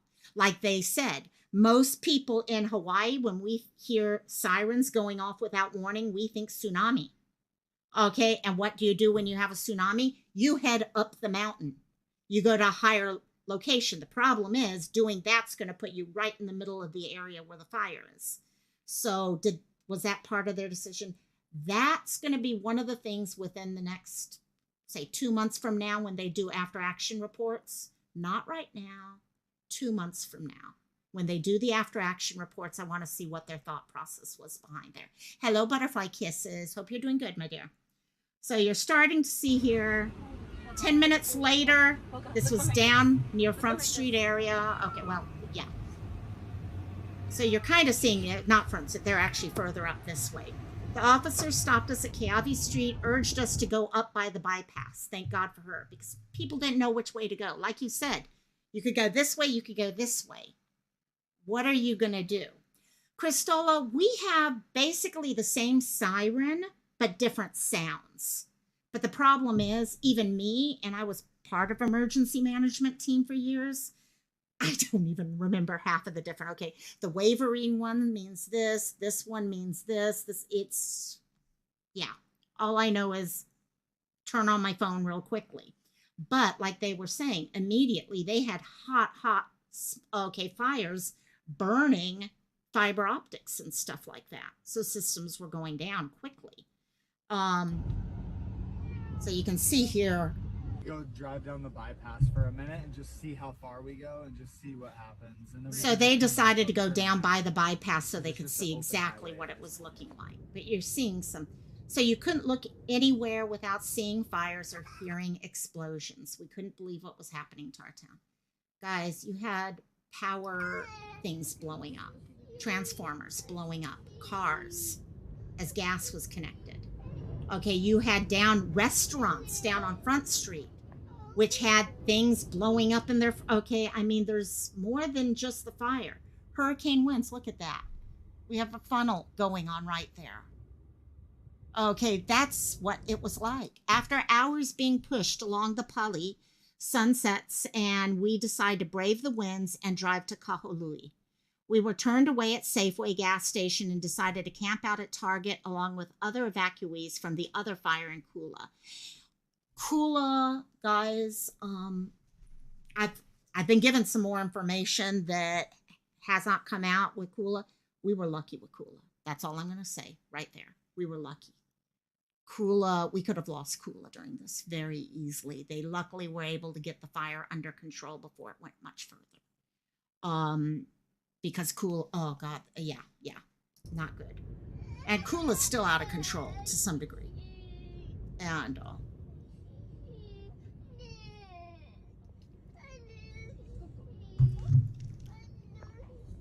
So this is night. These families are wondering, what am I going to do all night? Okay, what am I going to do during the night? What am I, where do I go to stay? I can't go to Auntie's house because Auntie's house is being blown up. Is being burnt down. And Crystal, so two sides of the coin. Maybe they thought it was a false alarm or they can contain. Yeah. I mean, it's, here, let's see. I just got another thing that I just saw. Here, let me pull this one up. We were talking about, actually, wait, let me find out if this is the one with the ocean. I've got so many different videos that I was pulling out during all this. It was nuts. Actually, this one just came up and this is nuts. Let me do this real quickly. This I just saw as I popped out of that last one. So flashes, this was actually, you could see the explosions going on where you had power, okay, transformers, explosions. You can tell there, that had to have been an explosion there. Okay, everything just totally gone. And so let me see if I can pull up some other ones real quickly. I should have just shared this screen. That's what I'm going to do. Let me just share this one whole screen. That way I can go from page to page to page easier. I think this is the one. Yes. Okay. So here we go. This way I can go from screen to screen without changing things. So this is actually down, I think this was Front Street, actually. Okay, and you can see people here. Okay, catching everything. Look at the winds as those things are coming by. It's almost like the fire was liquid, is what I noticed when I was seeing this. It was literally like it was liquid.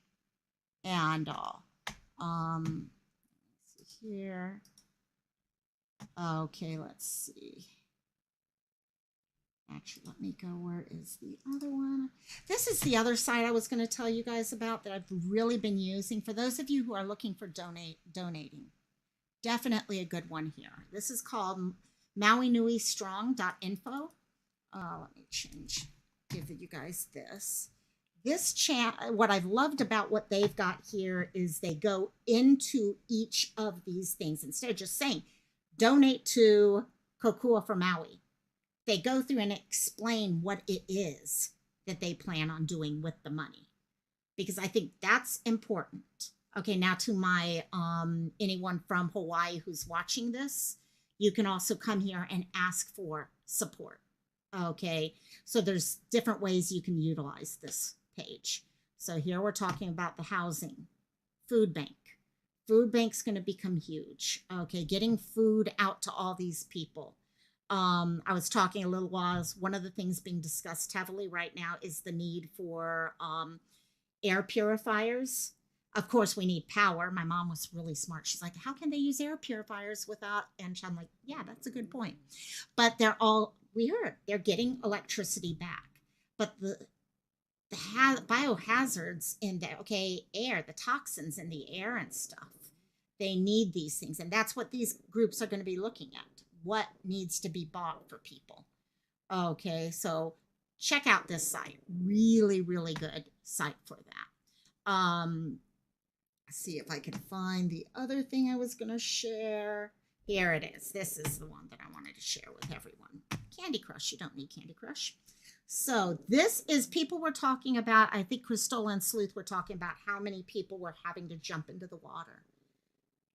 If you remember back to what it looks like, you basically, Front Street was a street and you had houses on the other, hotels on the other, things like that. And that's all you had. People had nowhere else to go. Yes, generators will be another big thing that'll help people too, Crystal, yes. So a lot of people were jumping into the water. It was the only thing they could do. So these people, and what it was, they weren't jumping into the water for like 20, 30 minutes. People were in the water for 6 hours, 8 hours. Okay, you can see the fire behind them here. People who were walking, trying to, one man who was interviewed by NBC, I saw, he was burnt. He was burnt. His whole skin, you could tell he had been burnt. He can't walk now and right now and all that. And what had happened with him is he was trying to get to the water. And as he was getting closer, all of a sudden he saw two elderly women. And they were trying to get there. And one of them could not walk any further. And they were crying. Both of them thought they were gone. They weren't going to make it. And he picked one of them up, put her on his back, and got into the water with them. And they sat in that water until they were able to be rescued. So this is what, now think of this. You've got, people are just looking at people who have disappeared. And this is what worries me. You've got riptides in these water areas. Okay, I'm not going to get into sharks and all that. Yes, that's reality. But honestly, I think riptides and all are things that kind of scare me also. So definitely something within that. Let me see here. There's some great sites out there right now that, like this one I belong to, and this is actually where people are trying to, okay, how can we help other people out? What can we do? Missing Pets of Maui, all sorts of different things with that. But now let me see if there's anything else here. I showed you guys that. Let me just check and make sure there's no updates here. And then we're going to start talking about some of the missing, because this is Monday, and Monday is not Monday without us bringing some attention to people who need to be found. Okay, that are unaccounted for or missing, or whatever word you want to use at this point. So, but like we said, yeah, 99 people who are, okay, did not make it. Okay, what we are hearing is out of that 99, it sounded like only 3 of them have been identified from fingerprints. They're needing the DNA at this point. And my heart just goes to the people. Can you see having to go to a place and tell some, and we know this with missing people, that's what they have to do. You go to the police station and they take DNA at some point, most likely. Okay, it's just, yeah. Hope, faith, very, very important. And the people in Maui, they're going to make it. They're going to make it, and I'm happy they put the moratorium on selling any land, because I know that's a big fear people have right now, is that people are going to come in. People have mentioned on Twitch, there was a comment from one of you who are over on Twitch right now, about Bezos coming in and putting in money and all that. So hopefully, okay, and we as locals hold them responsible for whatever does happen. And all. So Oprah has been down there pretty much every day trying to help pick up the morale of people and all. So, and then Kula. It's Kula actually with 19 homes. I couldn't remember where it was. So those things are big things. So let me go to this. So this is a group. I was trying to figure out the best way to deal with this, because I didn't want all the names and everything else to pop up. You guys can see my Candy Crush thing. It's all that's going to pop up right now. And also missing people. So let's see here. This is what people are posting right now, looking for people. And what I want to do is just spend a few minutes just going through here, making sure we can bring attention to certain faces. Okay, Brianna here is, help me find my aunt. She's about to be a grandma next month. I can't even imagine. Has anyone seen from Jean? So Jean Eliason. And you can see her pretty much sitting what looks like outside of her house, probably, okay, just up the way a little bit from Lahaina, and probably on winter months. Looking at the sweatshirt, I'm saying it's probably winter. Looking 2 hours ago, looking for my brother. He's missing. His name is Joseph Allen Vivieros. Okay, he's Lahaina. If anyone has any information, please let them know. Now, what I'm hoping with this, guys, is a lot of these people, like they said, they're just unaccounted for. They're not necessarily passed away. It's like that household of 60 people who they were housing all these people after the fire. And when they finally, the police fires department was able to get to that house, they were no problem. You get to sleep, Rosaline. I adore you. Thank you for hanging out as long as you did. I know what time it is for you, and you need to get some sleep, my dear. So I love you, love you, love you. Mwah. Take care, my dear. Give the kitty cats a hug and a kiss for me. So, and the dogs say hi too, even though they're sleeping now. So, and these 60 people, fire department showed up, and all of a sudden it's like, okay, you know what? We've got 60 people that families all thought were gone. Okay, some of these are going to have passed away, but I'm hoping someone will see this and be like, oh, wait, no, I am okay, and be able to contact people. Okay, like Diana was just saying, how many of those people that were missing earlier have now been found? So, but this one definitely scares me. Okay, Carol here uses a wheelchair. Evacuating during something like this with a wheelchair. Families. Okay, so Jimmy Copeland has been found safe, but he's looking for his son, Riley Copeland. And so still letting people know.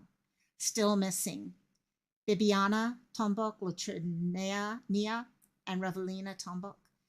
Okay, where they lived, hoping someone could go to their houses and let us know if they're there.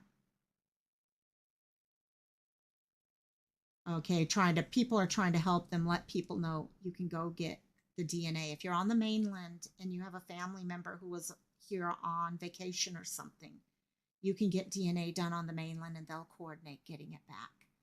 Okay, Janet DeMello driving a taxi at the time. Right here, mom is looking for Fallon, frequent in Lahaina area around the aquatic center. So she lives in North Carolina trying to locate her daughter. She was homeless before the fire started and she was somewhere in Lahaina. I've asked a couple of her friends if they've seen her and they have not. I put her on a list of missing.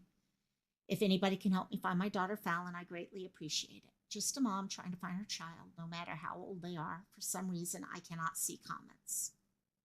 So we've got Fallon right here.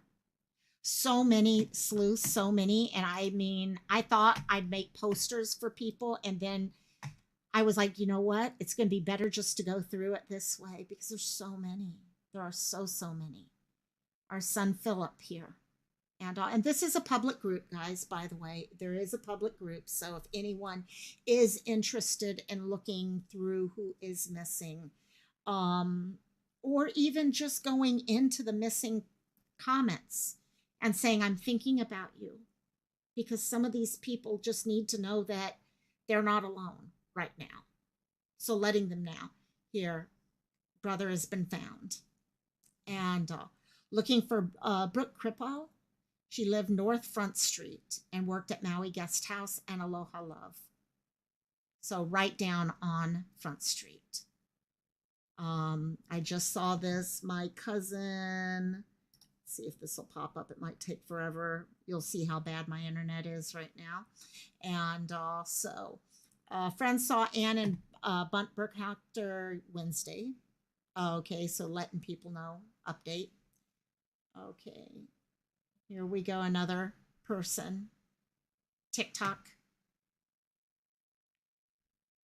Going down here, looking for my nephew. Here we have someone else 5 hours ago. So these aren't days and days and days ago. These are people who are still unaccounted for. Here this was. Okay. This was from that other person. We know she survived the fires, but no personal communication with her daughter or my cousin. So, but guys, and I'm going to mention this, and I'm not saying this one is true or not. Be very careful about the GoFundMes. That site that I showed you earlier here, they have a page where you can actually connect where families, GoFundMes, and PayPals and stuff have been shared. Guys, be careful. A lot of these people are real. They're real. They need help. They need help badly. But we don't know. Okay, we really don't know. We need to be careful, be smart about what you are doing. And so right there, dad is still missing. Last known location was Lahaina Luna area. Yeah, internet is being so slow. Been trying to find Cynthia Ortiz. She's a longtime Fleetwoods. Fleetwoods, guys, if you look on my thumbnail for this live, you'll see a building, a stone building. That was Fleetwoods. Fleetwoods was a restaurant owned by people who belonged to Fleetwood Mac. Okay, it was his house, his hotel, not hotel, restaurant. It's gone. It's gone. It's one of those places that a lot of tourists would go, was Fleetwoods when they came out here. You are home, KK. Yes. Love you, my dear. Love you, love you. Yes, we'll get back for sure. I know I've had a lot of people mention to me, how can we set up fundraisers and all that. And that's why I've been really working on some of these other things so everyone can feel comfortable. But yeah, we need to create something where people can do that. So we've got here, okay, Po'omaikai, Estores, Lozano. Pretty sad when I have a harder time pronouncing the normal names than the Hawaiian names. But yeah, Po'omaikai has been missing. And look here, and he has a little one there. And I just can't help but wonder, does he have a daughter who's missing her dad right now? How do I contact people for DNA? All of that's in information. 7 hours ago, has anyone seen this guy, Richard Banyan Furby? Usually had a guitar with him. Oh, perfect. This is updated because I've been looking at this couple and there's been something about this couple that has really hit me in my heart. And they've been located. They've been located. I'm so happy about that. I kept, every time I saw this picture, all I could think about was that their anniversary? Okay, it's the story behind the picture.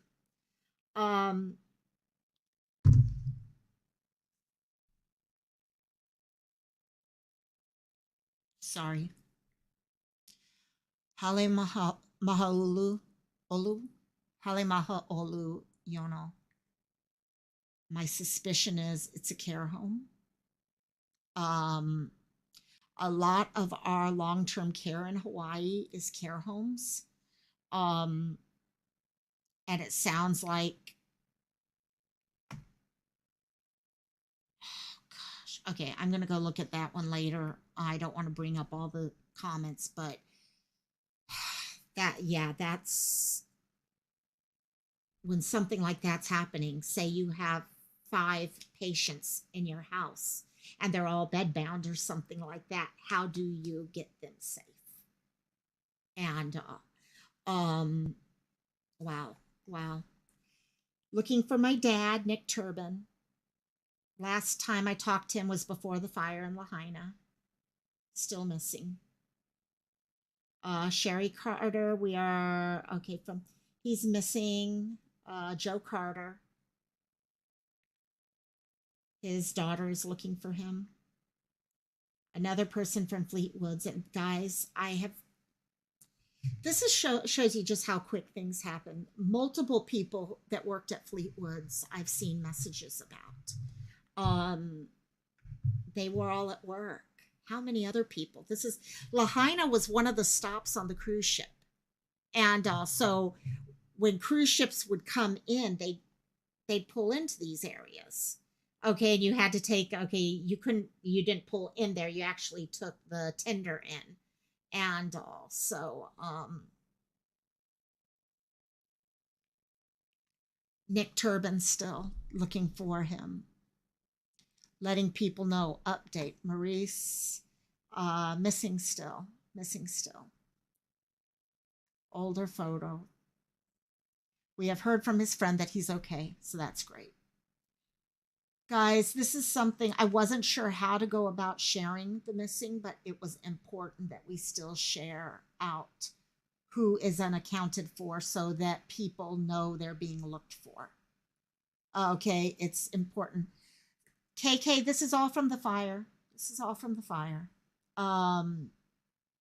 They are saying it could be that, and we've seen, if you go over here to this one, KK,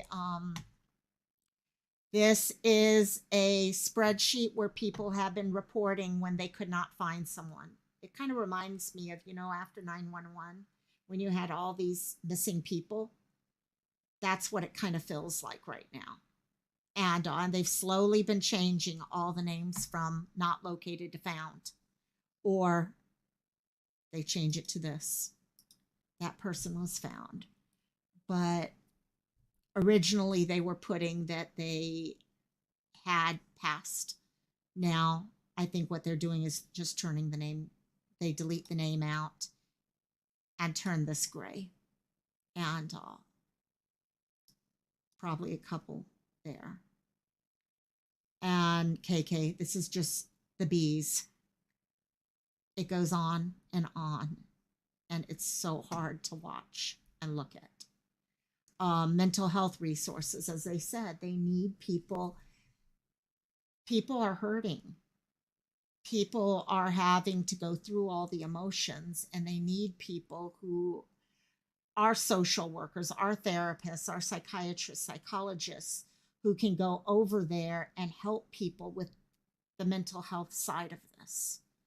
Okay, our governor is a physician, and there was an actual story somewhere, I forget where it was, but there was someone down, on, it looked like Front Street to me, and this person, they were calling 911 because this person was having a medical emergency, and he stopped and took care of him until the ambulance could get there. And so things like that. So taking us back here to this area.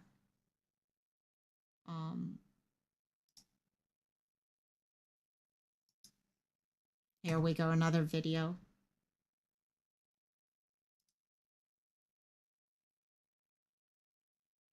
Sorry, I can't see any of you guys right now because of my screen.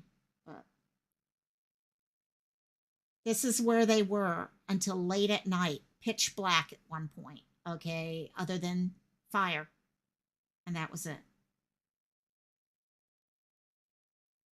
And that smoke has think about everything that's in the smoke on top of it. The trees going, the banyan tree. I still have not seen a picture of the banyan tree. I don't know if we've got I have heard that it is still there. And the plan is to actually try to nurse it back. So we'll see if they can nurse it back or not. I'm really hoping they can, because that banyan tree is everything for so many of us. I'm just going through all this. Maui, oh, that's gorgeous right there. Whoever drew that, that was absolutely gorgeous. Yeah, Oprah, there's a lot of people who have houses that are famous that live up in that area. And she, though, has been out there every single day talking to people. Must have been on the island at the time. Okay. And there. Okay, here we've got.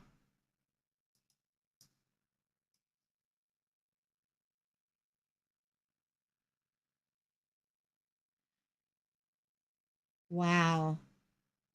So rocks just melted. And trying to see what else I have here for everyone. And then we'll kind of pull it ourselves to a close at this point. But at this point, what I'm going to do is pull this up and we'll end the live with this. Oprah was out with news cams. Yes, Grace. And you know what? I don't know. Different people have different feelings on all that. Whether or not, okay, are you doing it for publicity's sake? Are you doing it for this? Are you doing it for that? And I'm sure there's some level of that. And to be honest, some people are like, okay, whatever. And I've never been a huge Oprah person myself.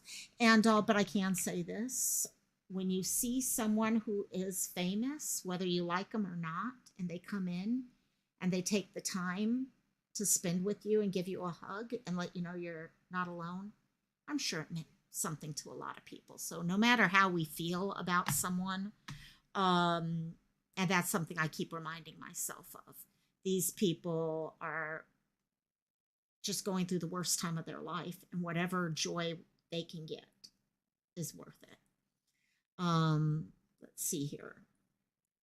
We've got here people, let's see real quick.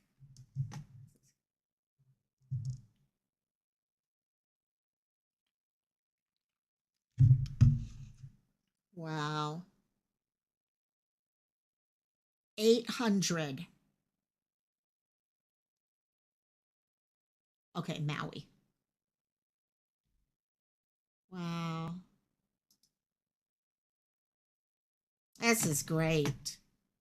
I get you, Crystal. I'm kind of the same way at times too with that one. I get you, girl. So this is what we've got happening. People are doing whatever they, oh my gosh, that is beef stew. Beef stew. And so with rice, because of course, if you live in Hawaii, it comes with rice. Everything comes with rice. And it's kind of a joke, but it's the truth. So, and so that is really, we're starting to see these stories letting you see the good. And that's the thing, because I see so much out there right now where they're trying to turn all this into this negative story. Okay, they're trying to start all the politics. They're trying to start all these things. And I'm like, guys, that's not Hawaii. Yes, we're going to stand up for whatever we need to stand up for and all. But you know what? We're going to take care of what needs to be taken care of first. Plain and simple. We're going to take care of what needs to be taken care of. Here, I am going to pull this one up. This is new, and this is something I was looking for. So let's go through this real quickly.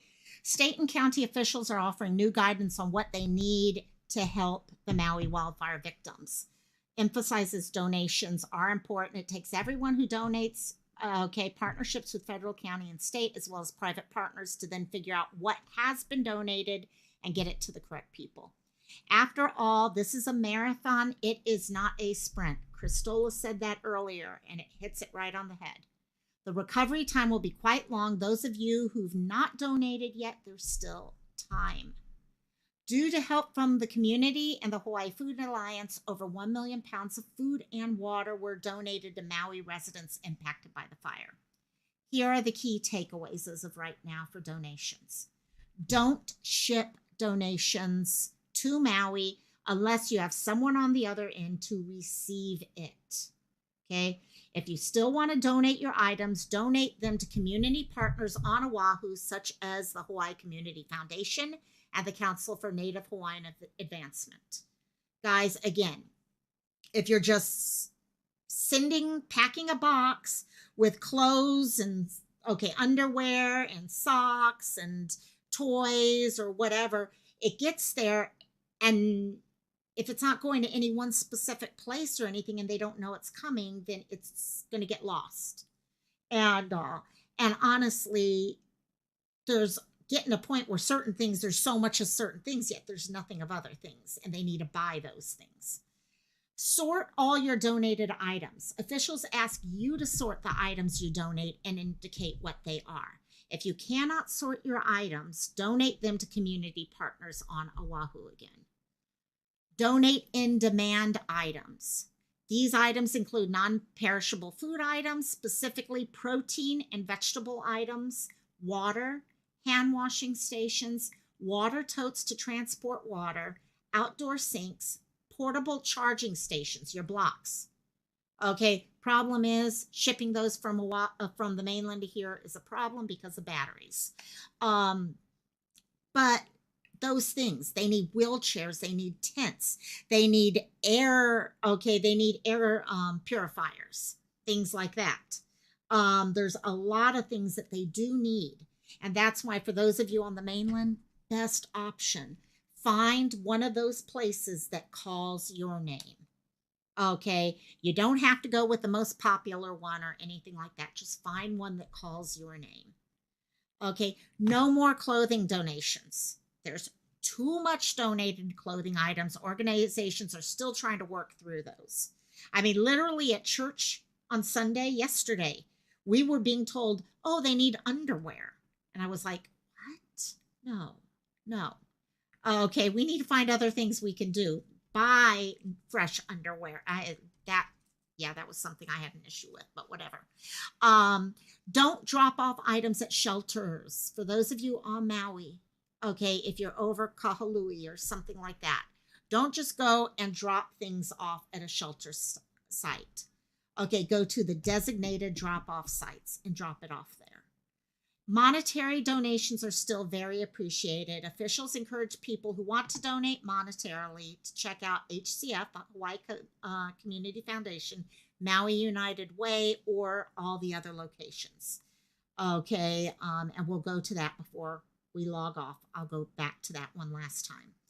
Maui donation site is relocating from the War Memorial Complex to the old Sears location at Kaahumanu Mall drop-off site, which will be there from 8 a.m. to 4 p.m. Okay, people can pick up supplies at Lahaina Gateway Center and Apili Plaza. Okay, and then if you want to volunteer, please feel free to volunteer. They need volunteers. Okay, honestly, in this time, and I don't know this for sure, I might be opening my mouth when I shouldn't be opening my mouth, but in this day and age where so much is done on the computer and all, there may be ways that you can help Maui from your own computer, okay, by contacting the Red Cross and stuff like that. See if there's things that you can help out with from where you live if you really are feeling called to help, because there's a lot of stuff that can be done. So that looks like the most up-to-date information on that. So what I want to do to finish this out is go back to Maui Nui Strong. So as I mentioned here, Maui Nui Strong has come out, and I really liked what I've seen here. It helps not only the people who are locals, but people from the mainland to be able to figure out exactly what needs to happen. And so you can come right in here. Okay, let me real quickly share this link again for everyone. Okay, or as is popping up over in chat, you can also click on that link. That link that you see in chat being shared is actually the Hawaii Community Foundation's link. That is this right here, Hawaii Community Foundation Maui Strong Fund. Hawaii Community Foundation, they're there for the community. There's actually a scholarship in my dad's name for long-term care healthcare administration, and that's what they do. Is they put together grants, scholarships, funds, things like that, and then they can go out there and make sure it's used in the right way. They know the community, they really do. So I would definitely suggest them. Maui United Way, awesome group of people there. Lahui Foundation's Lahaina Maui recovery effort. Okay, they're collecting stuff. Looks like things are going just in general to the residents of Maui, but you can email, ask them questions. You can visit their website. If you are with Hawaiian Airlines, I got Hawaiian miles. You can donate your Hawaiian miles to get people to this island, to get people flying around. So if you happen to have Hawaiian Airline, go for it. I mean, I did not know that till right now. That's good. That's actually really good. American Savings Bank. For any of you, I don't know if that's a mainland one. I'm thinking it is. But American Savings Bank, perfect place to donate. Maui Fire Disaster Relief. Okay, Hawaii Food Bank. We've seen how much food they're going through each day. Chamber of Commerce, Hawaii Business Relief Fund. There are going to be a lot of small businesses who are going to have to rebuild. They've lost all of their inventory. They've lost everything, and they're going to have to rebuild. So it's a good, if you're on that small bit, perfect. KK, yep, decals. We will definitely, I'll send you a message right after on that. The Kokua Restaurant and Hospitality Fund. Okay, what I need to do is probably make a small little short with all these locations on it. So you've got that, Kokua for Maui, Oahu Donations, the Restaurant Association. Farmers here. Okay, Kakoo Restaurant and Hospitality Fund. And this I do know about them. I have some friends who are actually involved in farms. Okay, they're farming and all that.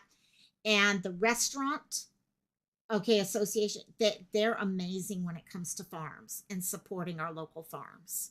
So these are the people who, and there have been quite a few farms that have probably been affected by this. Okay, small ones. So yeah, definitely support them. Maui Food Bank, Maui Humane Society, those of you who have the pets and the love for the animals. Like I said, we've got a big issue that's popping up now where people who have parrots, all of a sudden they see this coming. Okay, you can't, if you've ever seen a parrot's cage, it's huge. It's huge. You can see my birds stand, and that's nothing compared to the cage. You can't take that with you. So they grab their parrot, and they may have put it in a small little case that's like that big or something, but now they have no cages. So they're asking people from anywhere to please send cages over there. So many things that are needed when it comes to that. Crystal, that might be a good idea. We'll have to definitely talk on those. So you guys got some great ideas going on. Yes, you guys got some great ideas. KK and Crystal, big time good ideas. Hawaii Red Cross. Our Red Cross in Hawaii has always been very good. They're used to dealing with disaster. We have a lot of those that we have to deal with here, and they're always ready for it. So, University of Hawaii Foundation.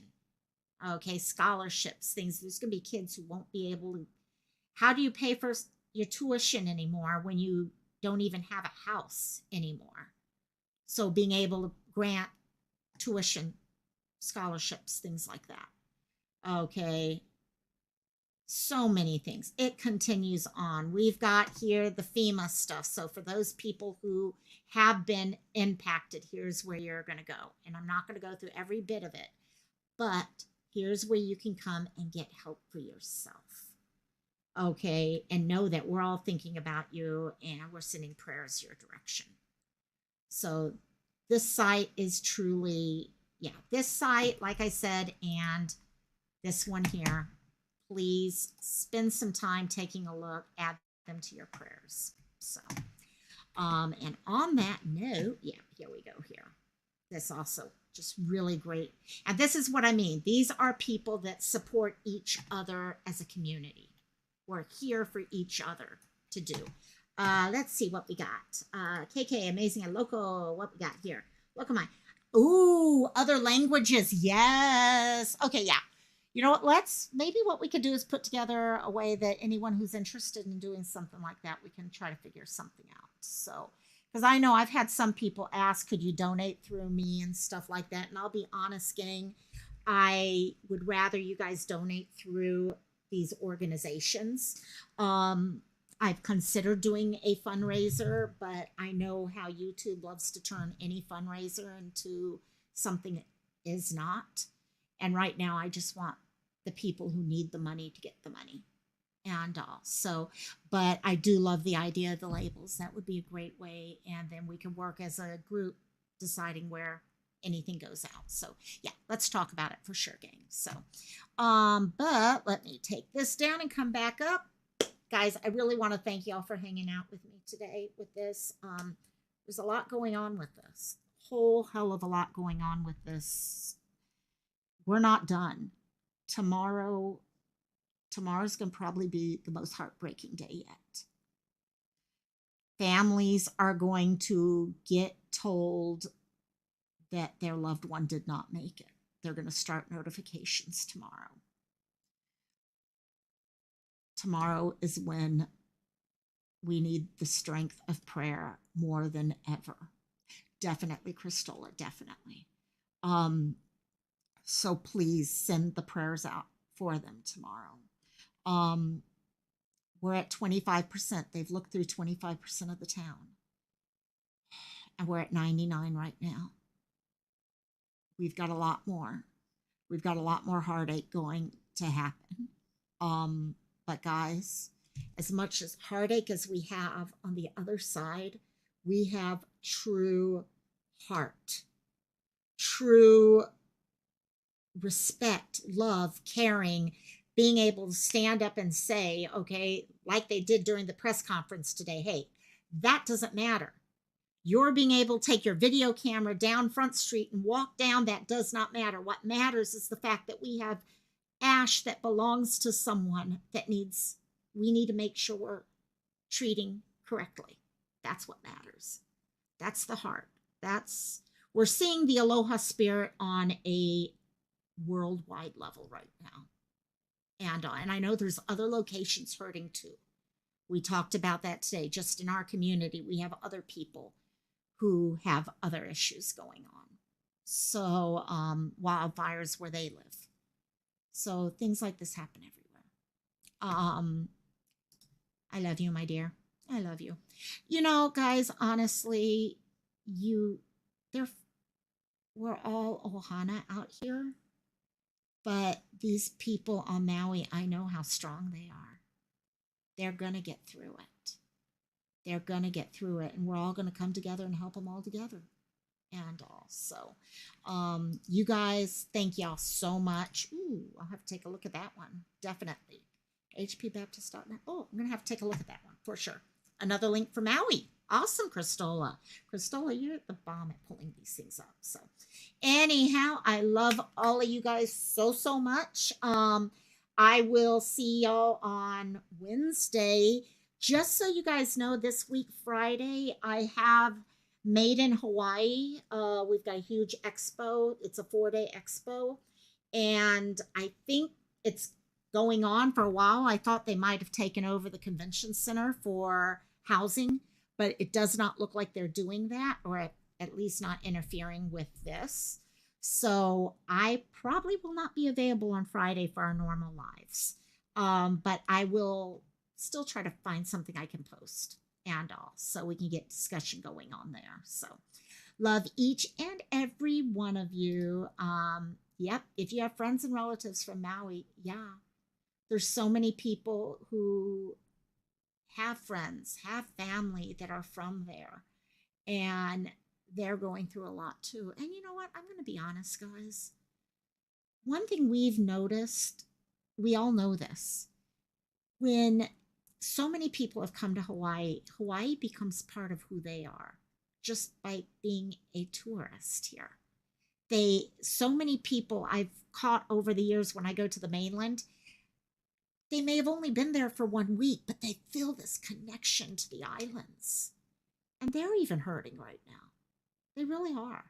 So just be there for each other. Let them, yep, exactly. Let them talk through their experiences, because everyone's going through a lot right now. So love each and every one of you guys. I am going to go take care of the puppies now that they're all quiet now. And I will talk to y'all later. Love you, love you, love you. Bye. Bye-bye. Yes, Stacy. Hi, by the way. Bye-bye.